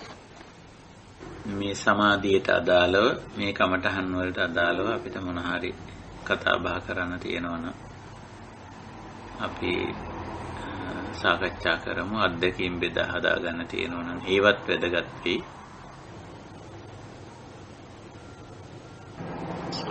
මෙතන මේ ඒකෝදි භාව කියන වචනේ ගැන මේ ඒකෝදි භාව කියලා එතකොට ඒක වීම වගේ තේරුමකින් ගත්තාම ඔය ඒකාග්‍රතාව කියන එක නෙමෙයි වෙන්නේ නෑ ඒකාග්‍රතාව නෙමෙයි. ඒකාග්‍රතාව කිව්වම එකම අරමුණක දැඩිව කිඳා බැස සිටින ගතිය. චේතසෝ ඒකෝදි භාවං කිව්වම මේ ඒකේ අර්ථය අපි මේ කතා කරන්නේ. අර්ථය ගත්තම එකම දෙයක කිඳා බැස සිටින කියන ස්වභාවය නෙමෙයි. එකෙන් අදහස් කරන්නේ. පාලියෙන් යෙදලා තියෙන ඒකෝදි භාව කියන එක ඒක අග්ගතා කියන අදහස නෙමෙයි. ඒකෝදි භාව කියන්නේ. එතකොට මේක නිකන් අපිට නිකන් සලකන්න පුළුවන් අපි හිතමු මේ සිත කියන වෙන කෙනෙකුත් විදියට ගත්තොත් එහෙම මේ දෙන්නේ අතර මේ යම් කිසි විදියක මේ අදහස් අනුව එන ආගියුමන්ට් එකක් වගේ එකක් ඒක සමතයටපත් වුණු අවස්ථාව කියන එක නේද? ඔව්. ඒක හරි. ඒ කියන්නේ ලොකු තර්ක විතර්ක ගොඩක් ගිහිල්ලා එක තැනකදී අර අකුසල විතර්කය කාම විතර්කය පසු බැහැලා මේ කුසලය නෙක්ඛම්මය කුසලය පිළිබඳ අදහස තහවුරු වෙනවා. එතකොට ඒ අදහස තහවුරු වීමක් මේ වෙන්නේ. එතකොට ලොකු සංවාදයක් ගිහිල්ලා යම් කිසි තැනකදී එනවා මේක එකඟතාවයකට එනවා. අන්නේ ස්වභාවය තමයි. ඒක හරි. දෙන්නෙක් අතර දිගු කලක් තිස්සේ ලොකු විවාදයක් ගිහිල්ලා යම් කිසි අවස්ථාවක ඒක සංසිඳුණා. විතක්ක ਵਿਚාරාණං උපසමා. දැන් ආයේ මේක ඇතුලේ තර්කයක් එන්න ඉඩක් නැහැ අතරම. මොකොත් මේ කාම විතර්කයක් අකුසල විතර්කයක් එන්න ඉඩක් නැහැ. මොකද මේක හාත්පසින්ම අවබෝධ වෙලා එන තැනක් මෙතන. ඒකෝට ස්වාමීන් වහන්සේ දැන් මම මේ ඔය ඒකාග්‍රතාව කියන වචනයත් එක්ක අපි සමහර වෙලාවට කතා කරුවොත් එහෙම දැන් ඔය ආනාපාන පබ්බේදී කතා කරනවා මේ මොකද පාවිච්චි කරන වචනේ මේ ඒක නිකන් අර ඔය ඒකාග්‍රතාවයක් මේ වගේ තත්වයකට එනකොට ආනාපාන සතියේ ඒකට වචනේ මොනවද පාවිච්චි කරන්නේ වගේ මතකෙට එන්නේ නැහැ. දැන් අපි දැන් ආනාපාන සති භාවනාව කරනකොට ඒක තනකදී කියන්නේ පස්සම්බයන් කියනවා. ඒ පස්සම්බයන් කියන වචනේ මං හිතන්නේ උගක් වෙලාවට කිට්ටු වෙන්නේ ඔය ඒකාග්‍රතාව කියන වචනයට නේ. ඔව්. අනිත් දේවල් වලට තියෙන අවධානය, හිත පිටපනින ගතිය, ඒව මගහැරිලා ආනාපානේම හිත තැම්පත් වෙනවා. එතකොට තියෙන්නේ ඒකාග්‍රතාව ලක්ෂණය තමයි. එතකොට දැන් ඒ ඒකාග්‍රතාව ලක්ෂණයෙන් එන්නේ එතන ඉඳලා අර ඒකේ යථා ස්වභාවය අවබෝධ කරගන්න පුළුවන්. ඒක තුල එහිම දිගින් දිගටම සිටීම තුලනේ. ඒකෙන් බැහැර වෙලා ඒක යථා ස්වභාවය තේරුම් ගන්න බැහැනේ. ඔව්. ඒතකොට සාධුවාස දැන් මොතනදී මම මේ කතා කරන්නේ දැන් එහෙම ඒකාග්‍රතාවයක් කියන එකක් අපිට මේ ඉදිරියදා ජීවිතේ වැඩ කටයුතු කරද්දී පවත්වන්න පුළුවන් කමක් නැහැ කියලා මට හිතෙනවා. නමුත් මේ ඒකෝදිභාවය කියන එක අපිට ඒව පවත්ව ගන්න පුළුවන් දෙයක් වෙන්න ඕන නේද ස්වාමීන් වහන්සේ? ඔව් මෙතෙන්දී මේ මට්ටමේදී අපි මේ කතා කරන ඉහළ මට්ටමක් දැන් ඇත්තටම මේ කතා කරන්නේ සම්මා සමාධි මාර්ගාංගයේ කමඨහන මේ මට්ටමේදී අපිට අර ඒකාග්‍රතාව කියන කාරණේ ඒ තරම්ම අදාළ වෙන්නේ නැහැ. මොකද අපි මේ එක දෙයකට ගැහිලා ඉන්න එක දෙයකට තදින් යොමු වෙ සිටින ස්වභාවය අපිට මෙතෙන්දී ඒ තරම්ම අදාළ වෙන්නේ නැහැ.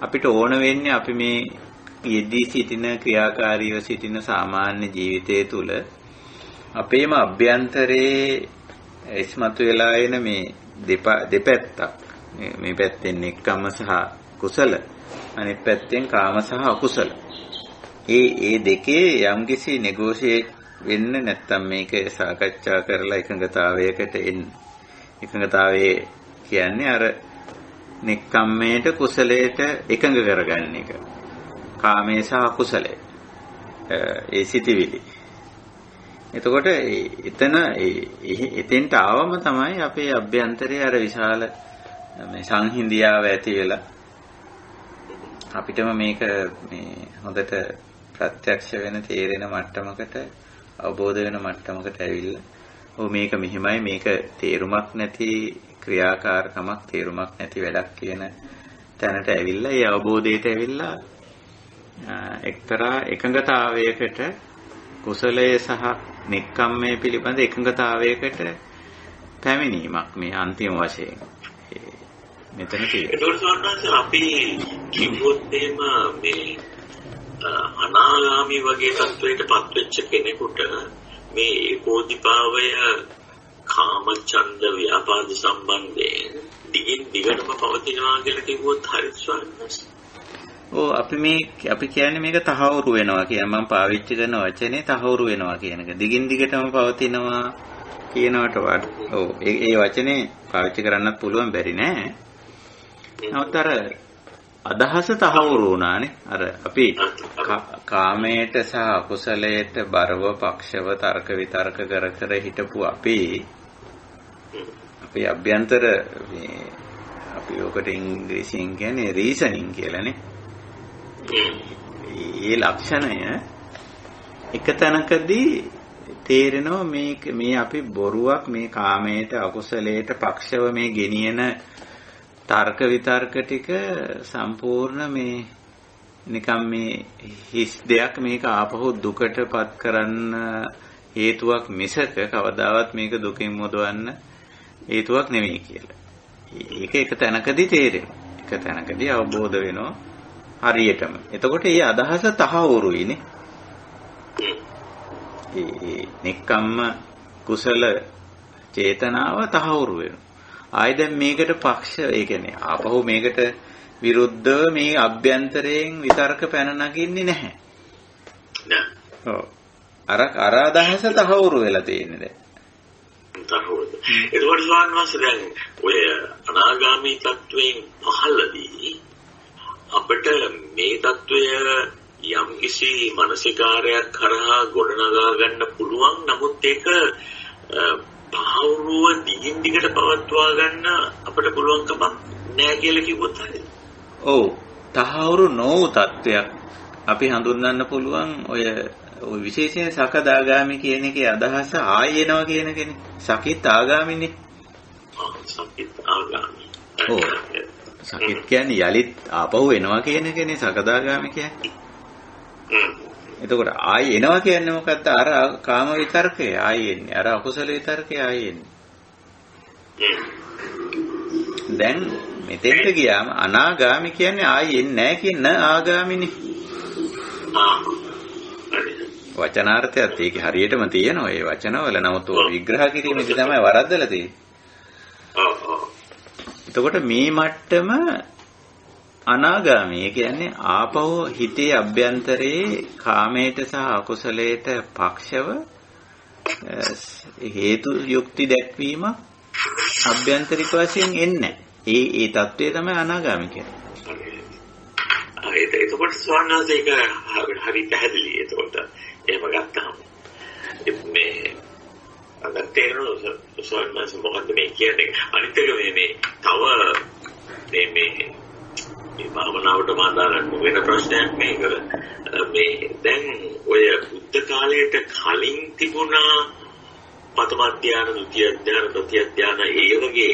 එතකොට ඒ තිබුණු ဒုတိ ය ධ්‍යානයේ ප්‍රථම ධ්‍යානයේට මේක සම්පූර්ණයෙන් වෙනස්. එතකොට නේද? ඔව් ඇත්තටම ඒක විග්‍රහ වෙලා නැහැ. ඒ ආලාර කාලාම රාමපුත්ත උදක වගේ අයගෙන් සිද්ධාර්ථ බෝසතාණන් මේවා ඉගෙන ගත්තයි කියන සටහනක් තියෙනවා අපේ අරිය පරිශන වගේ සූත්‍රවල. හැබැයි ආලාර කාලාම හෝ රාමපුත්ත උදක ප්‍රථමං ඥානං, ဒုတိ ය ඥානං, තතිය ඥානං යනුවෙන් ඉගැන්වුවේ මොකද්ද කියලා අපි කොහෙවත් වාර්තා වෙන්නේ නැහැ. විස්තර වශයෙන් වාර්තා වෙන්නේ නැහැ.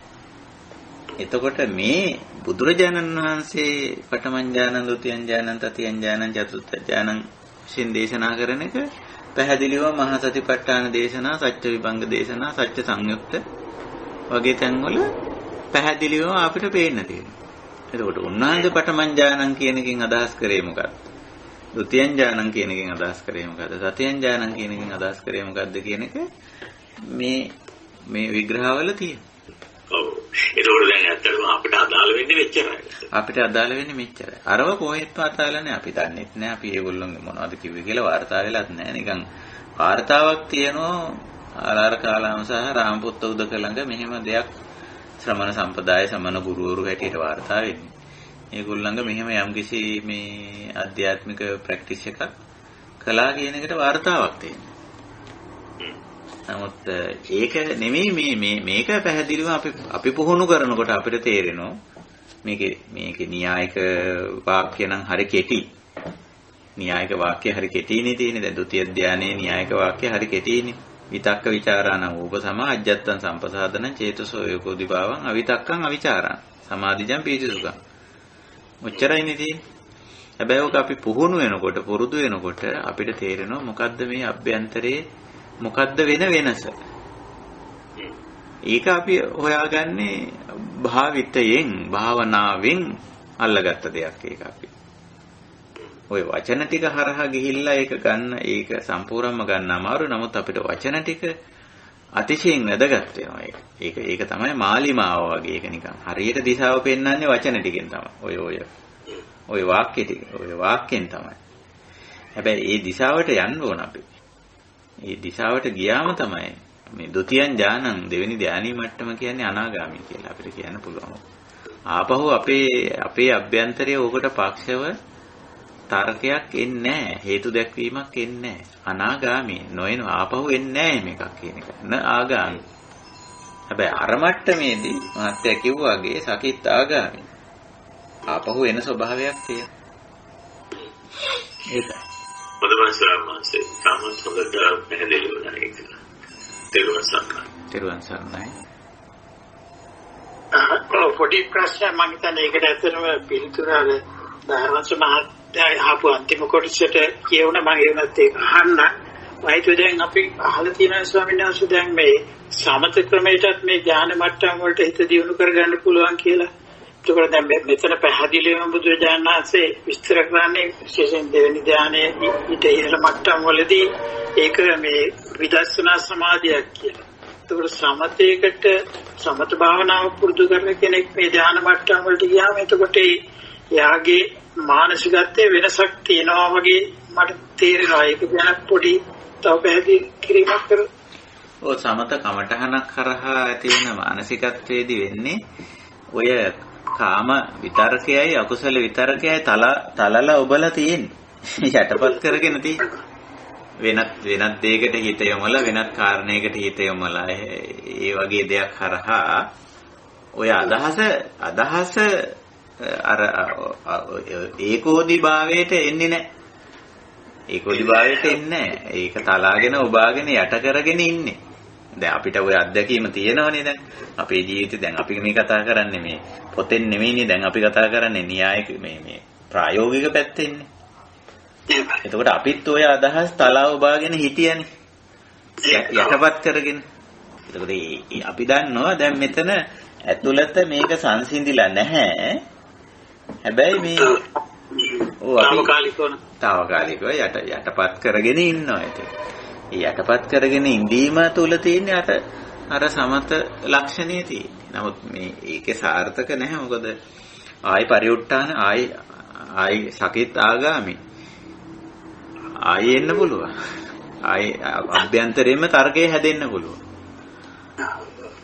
පැහැදිලි ස්වාමීන් වහන්සේ. තවත් පොඩි ප්‍රශ්නයක් මේ ස්වාමීන් වහන්සේ මේ අපි ජීවිතයේ සමහර නිකන් අර උරුදු නැත්තම් හැබැයි හදාගෙන තියෙන මම නිකන් සරල උදාහරණයක් කියන්න. සමහර අය ඉන්නවා ගොඩාක් මේ බොහොම මේ අර පිළිවෙලට ඇඳුම් අදිනවා වගේ කියලා කියන්නේ මම හිතara neatly dress කියන්නේ. ඔව්. ඒ වගේ පිළිවෙල වලිනුත් ඇත්තටම එක්තරා විදිහක එතනත් තරමක් දුරට කාම විචාරකයක් කියන්නේ ඒකට හේතු හොයලා බැලුවොත් සමාජයට පුළුවන් යාට නිකන් අර කැපිලා පේන්න එක කරනවා වගේ කියලා. ඒ වගේම මේ සුළු දේවල් තුලිනුත් ඇත්තටම අපිට කාම විචාරක තවත් උදාහරණයක් ඇටියට සමහර අය පුරුදු වෙලා ඉන්නවා සුවඳ විලියම් පාවිච්චි කරනවා. ඒ වගේ දේවල් ඉතින් මේ අවස්ථාවලත් අපිට අර ඒවැති ඇත්තටම ගැඹුරට හිතලා බැලුවොත් එක්තරා විදිහක කාම විතර්කයක් එතන තියෙනවා කියලා මට හිතෙනවා. ඉතින් මේ ගැන පොඩි පැහැදිලි කිරීමක් කරනවා ස්වාමීන් වහන්සේ. තියෙනවා ඇත්තටම. ඒක අර එක්තරා විදිහක නිකන් පේන්නේ අපිට අහිංසක මේ කාම භුක්ති විඳීම. කාටවත් කරදරයක් වෙන්නේ නැහැ කියලා ඒකේ කාටවත් කරදරයක් නැතුව. ඉතින් නමුත් මේක තියෙනවා. ඒ කියන්නේ කාම විතර්කේ තියෙනවා. ඒකට තවමත් අර කාම දේ භුක්ති විඳින්න රුචියක් තියෙනවා. ඉතින් ඒක තාමත් ඒකෙන් ගැලවිලා නැති ලක්ෂණයක් තියෙන. ඉතින් අර දැන් ඔය හැබැයි මේ පිරිසිදු බව සහ පිළිවෙල විශේෂයෙන් බුදුදහමේ සෞඛ්‍ය හා සනීපාරක්ෂයට අදාළව කාරණා විතරයිනේ කතා කරන්නේ. එහෙම නැතු ඔය හැඩ ඔය ධාරණ මණ්ඩන විභූෂණනේ ඔය අපි කියන්නේ ඒවා කොහොමටත් බුදුදහමේ කතා කරන්නේ නැහැ. පිළිවෙල කියන එකයි පිරිසිදුකමයි පිළිවෙලයි දෙක අපි පවත්වාගෙන යන්නේ සෞඛ්‍යයට හා සනීපාරක්ෂාවට සම්බන්ධයි. දැන් අපි හිතමු උදාහරණයක් ඇටියට මුළුතැන්ගේ භාණ්ඩ තියලා තියෙන්නේ ලස්සනට නෙමෙයි. බුදුදහමට ලස්සනට තියන්නේ. භාණ්ඩ තැම්පත් කරලා තියෙන්නේ එය ගැනීමට සහ පරිහරණයට පහසු වෙන විදිහටත් ඒ සෞඛ්‍ය සම්පන්න විදිහට තියෙන්න ඕන විදිහටයි මේ භාණ්ඩේ තියන්නේ. එහෙම නැතුව ලස්සනට තියන්නේ. ගෙදරක වුණත් අපි භාණ්ඩ තැම්පත් කරද්දී අර ජීවිතයට ආවෙන් පස්සේ එහෙම ලස්සනට තැබීමක් නැහැ. ලස්සන පැත්තට ගියා කියලා කියන්නේ දර්ශන කාමය. අරක ඔය දෙක වෙන් කරගන්න බෑ සමහර අයට. දර්ශන කාමයයි අර සෞඛ්‍ය හා සනීපාරක්ෂයට අදාළ පිළිවෙල. ඒකයි. පැහැදිලි ස්වාමීන් වහන්සේ. තෙරුවන් සරණයි. හොඳයි. එහෙමනම් අපි වෙනත් කතා බහ කළ යුතු දේ නැවතිනම් අදට අපේ දහම් හමුව අවසන් කරමු. විශේෂයෙන් අපි කමඨහන් තමයි මේ සාකච්ඡා කරන්නේ. මහා සතිපට්ඨාන දේශනාවේ සත්‍යපබ්බේ මාර්ග සත්‍යයේ ඇතුළත් සම්මා සමාධි විපස්සනා සමාධි ඒ ගොඩනැගීම පිළිබඳව ඊට අදාළ එහි මට්ටම් 4 ඒ එක් මට්ටම් හඳුන්වලා තියෙන්නේ ධානං කියලා. මම හිතන්නේ ධාන කියන වචනේ තියෙනවා වැරවැයම් කොට මහන්සි වී ගොඩනගාගත යුතු తත්වයේ කියන තේරුම. මම ධානං කියන වචනේට දෙන අදහස මගේ පෞද්ගලික අත්දැකීම අනුව මහන්සි වෙලා වැරවැයම් කරලා අවබෝධයෙන් යුතුව පත්විය යුතු තත්වයක් ධානං කියලා කියයි. ඉතින් එවැනි මට්ටම් 4ක් බුදුරජාණන් වහන්සේ අපිට පෙන්නලා දීලා තියෙනවා. පඨමං ඥානං ဒုတိ යං ඥානං තතියං ඥානං චතුත්ථං ඥානං කියලා. දැන් මේ මට්ටම් වලදී සිද්ධ වෙන වෙනස තමයි වැදගත් වෙන්නේ. මේ වෙනසට ඉඟියක් මේ ධාන පිළිබඳ වාර්තාවේ තියෙනවා. දෙවෙනි ධානයේ ඉඟියක් තියෙනවා. විතක්ක ਵਿਚාරාණං උපසමා කියලා. අර අභ්‍යන්තරයෙන්ම ඉස්මතු වෙලා එන කාම අකුසල විතර්කය සංසිඳුණු තත්වයකි. ඒ අජ්ජත්තං සම්පසාදන ඇතුළත බොහෝ ප්‍රසන්න තත්වයක් කියලා. ඔය ඉඟි චේතසෝ ඒකෝදි භාවං මේ අපි ලොකු සටනකින් පස්සේ නෙක්ඛම්ම සහ කුසල සිතවිලි සමග එකඟ වීමක් මෙතන තියෙනවා. ඊට පස්සේ අවිතක්කං අවිචාරං ආපහු මේක එන්නේ ඉඩක් නැහැ කියන එක. සමාධිජම් පීතිසුඛං ඔන්න හිත විපස්සනා සමාධිය තුල පිහිටන ඒන් ලබන මානසික සුවයත් කායික විවේකයක් දෙකෙන් යුක්තයි කියන. ඔය ඉඟි ටිකක් ඇත්තටම ඔය වචනවල තියෙන. හැබැයි අපි ඕක භාවිතා කරලා ඔය ඔස්සේ ගිහිල්ලා ඔය දිශානතිය ඔස්සේ ගිහිල්ලා අපි භාවිතා කරලා බලපුවම අපිට ඔය අත්දැකීම ලැබෙනවා. ඊට පස්සේ විතර්ක ਵਿਚාර අවිතක්කං අවිචාරං ආපහු මේකෙන් අභ්‍යන්තරයෙන් පැන නගින්නේ නැහැ. ඔය ඕනෑම කාමයක් ඕනෑම මේ පංචකාමයක් දැක්කම අහුවම වින්දම ඒකේ ඒ සම්බන්ධයෙන් අභ්‍යන්තරේ පැන නගින්නේ අර අදහස්. බුදුරජාණන් වහන්සේ ඒකයි එක තැනකදී දේශනාවක් මට මතකයි ශ්‍රාවකයන් මේ දිව්‍යමය කාමය කියලා දෙයක් තියෙනවා කියලා කියනවා. දිව්‍යමය කාමයේ විස්තර කරනවා පුදුම විදිහට. ඒක කිසිසේත් උපයන්න ඕනෙත් නැහැ. මහන්සි වෙන්න ඕනෙත් නැහැ. හිතන ෂණයකින් හිතන මට්ටමකින් හිතන තරම් ආස්වාද ජනක ස්වභාවයකින් ලැබෙනවා කියන්නේ. දැන් අපේ මිනිස්යන්ගේ කාමය එහෙම නෙවෙයිනේ. ඒක උපයන්නේ බෑ. ඔය සමහරට හිතන මට්ටමින් ලැබෙන්නේත් නැහැ. නමුත් අර දිබ්බ කාමයේ ගැන බුදුරජාණන් වහන්සේ කියලා කියනවා. ඒකත් නිස්සාර ශූන්‍ය දුකට හේතු වෙන තව තවත් මේ දුකට පමුණවන දෙයක්. ඒකත් මේ විදියයි. ඉතින් ඒක නිසා මිනිස්සු හැටියට අපි මේ අපේ පංචේන්ද්‍රයන් සහ මනසෙන් විඳින මේ පෞද්ගලික කැමැත්තට අදාළ මේ දේවල් ටිකේ තියෙන නිස්සාරකම් අපිට හොඳට ප්‍රත්‍යක්ෂ වෙනවා. මාර්ගයේ ඉස්සරහට යන්නේ. ඉතින් ඕක තමයි මේ සම්මා සමාධියේදී කතා කරන්නේ. ඉතින් දැන් කමඨහන මං හිතන්නේ අපේ කල්යාණ මිත්‍රයන් පැහැදිලි වුණා. බලන්න තව ටිකක් නිරීක්ෂණය කරලා බලන්න උදකලා විවේකී විඳගෙනත් කාම විතර්ක අකුසල විතර්ක තියෙනවද කියලා බලත හැකියි. එදිනෙදා සාමාන්‍ය ජීවිතයේ වැඩ කටයුතු තුල අපිට එහෙම කාම විතර්ක අකුසල විතර්ක පැන නගිනවද කියලා ඒකත් අපිට හොඳට නිරීක්ෂණය කරලා විමසලා බලන්න පුළුවන්. ඉතින් මේ විදිහට ගියොත් අපිට ඔය විතක්ක ਵਿਚාර සංසිඳුවන තියෙනවා නම් තව දුරටත් ඒක සංසිඳවා ගන්න අපිට ඉඩ අවකාශ සැලසෙනවා. හොඳයි. එහෙමනම් අපි උපමනකින් අද අපේ කමඨහන් සාකච්ඡාව භාවනා පුහුණුව නිමා කරනවා. ඉතින් වෙනදා වගේම මේ සත්කාරයට දුර ඉඳන් ළඟ ඉඳන් පෙනී නොපෙනී ඉඳගෙන සම්බන්ධ වුණු විශේෂයෙන් මේ යහපත් කාර්ය සංවිධානය කරන ඇත්තෝ සහභාගී වෙන ඇත්තෝ ඒ වගේම ප්‍රශ්න ගැටළු අදහස් අත්දැකීම් බෙදා හදා ගැනීම තුලින් අපේ කමඨහන් සාකච්ඡාව තවත් සාර්ථක කරගන්න උදව්පකාර කර ඇත්තෝ සියලුම දෙනාම අපි කල්යාණ මිත්‍රත්වයෙන් කෘතවේදීත්වයෙන් සිහි කරමු. මේ යන ගමනේදී අපිට ලැබිච්ච කල්යාණ මිත්‍රයෝ හැටියට සලකමු. ඉතින් මේ කල්යාණ මිත්‍ර සම්පත්තිය සතං සමාගම සත්පුරුෂයන්ගේ මේ සමාගම යාව නිබ්බානපත්තිය අපේ නිර්වාණ ධර්මයේ සාක්ෂාත් කරන තෙක් මෙසේම ලැබේවා.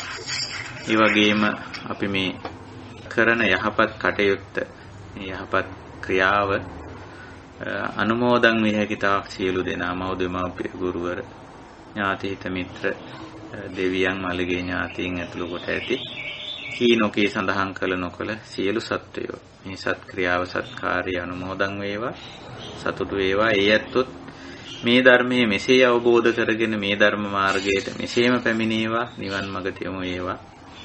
අපි හැම දිනාටමත් තවදුරටත් ශේෂ මාත්‍ර වශයෙන් හරි කාම විතරක අකුසල විතරක තියෙනවා නම් ඒවා සංසිඳවගෙන මේ ජීවිතයේදීම පරම ශාන්ත නිර්වාණ ධර්මයේ සාක්ෂාත් කරන්නට මේ අපේ කමඨහන් සාකච්ඡාව උපනිශ්‍රේ වේවා උපකාරී වේවා හේතු වාසනා වේවා කියන උතුම් අදිෂ්ඨානයෙන් මෙත් කරුණාසිතින් අපි අපේ අදත් කමඨහන් සාකච්ඡාව නිමා කරනවා.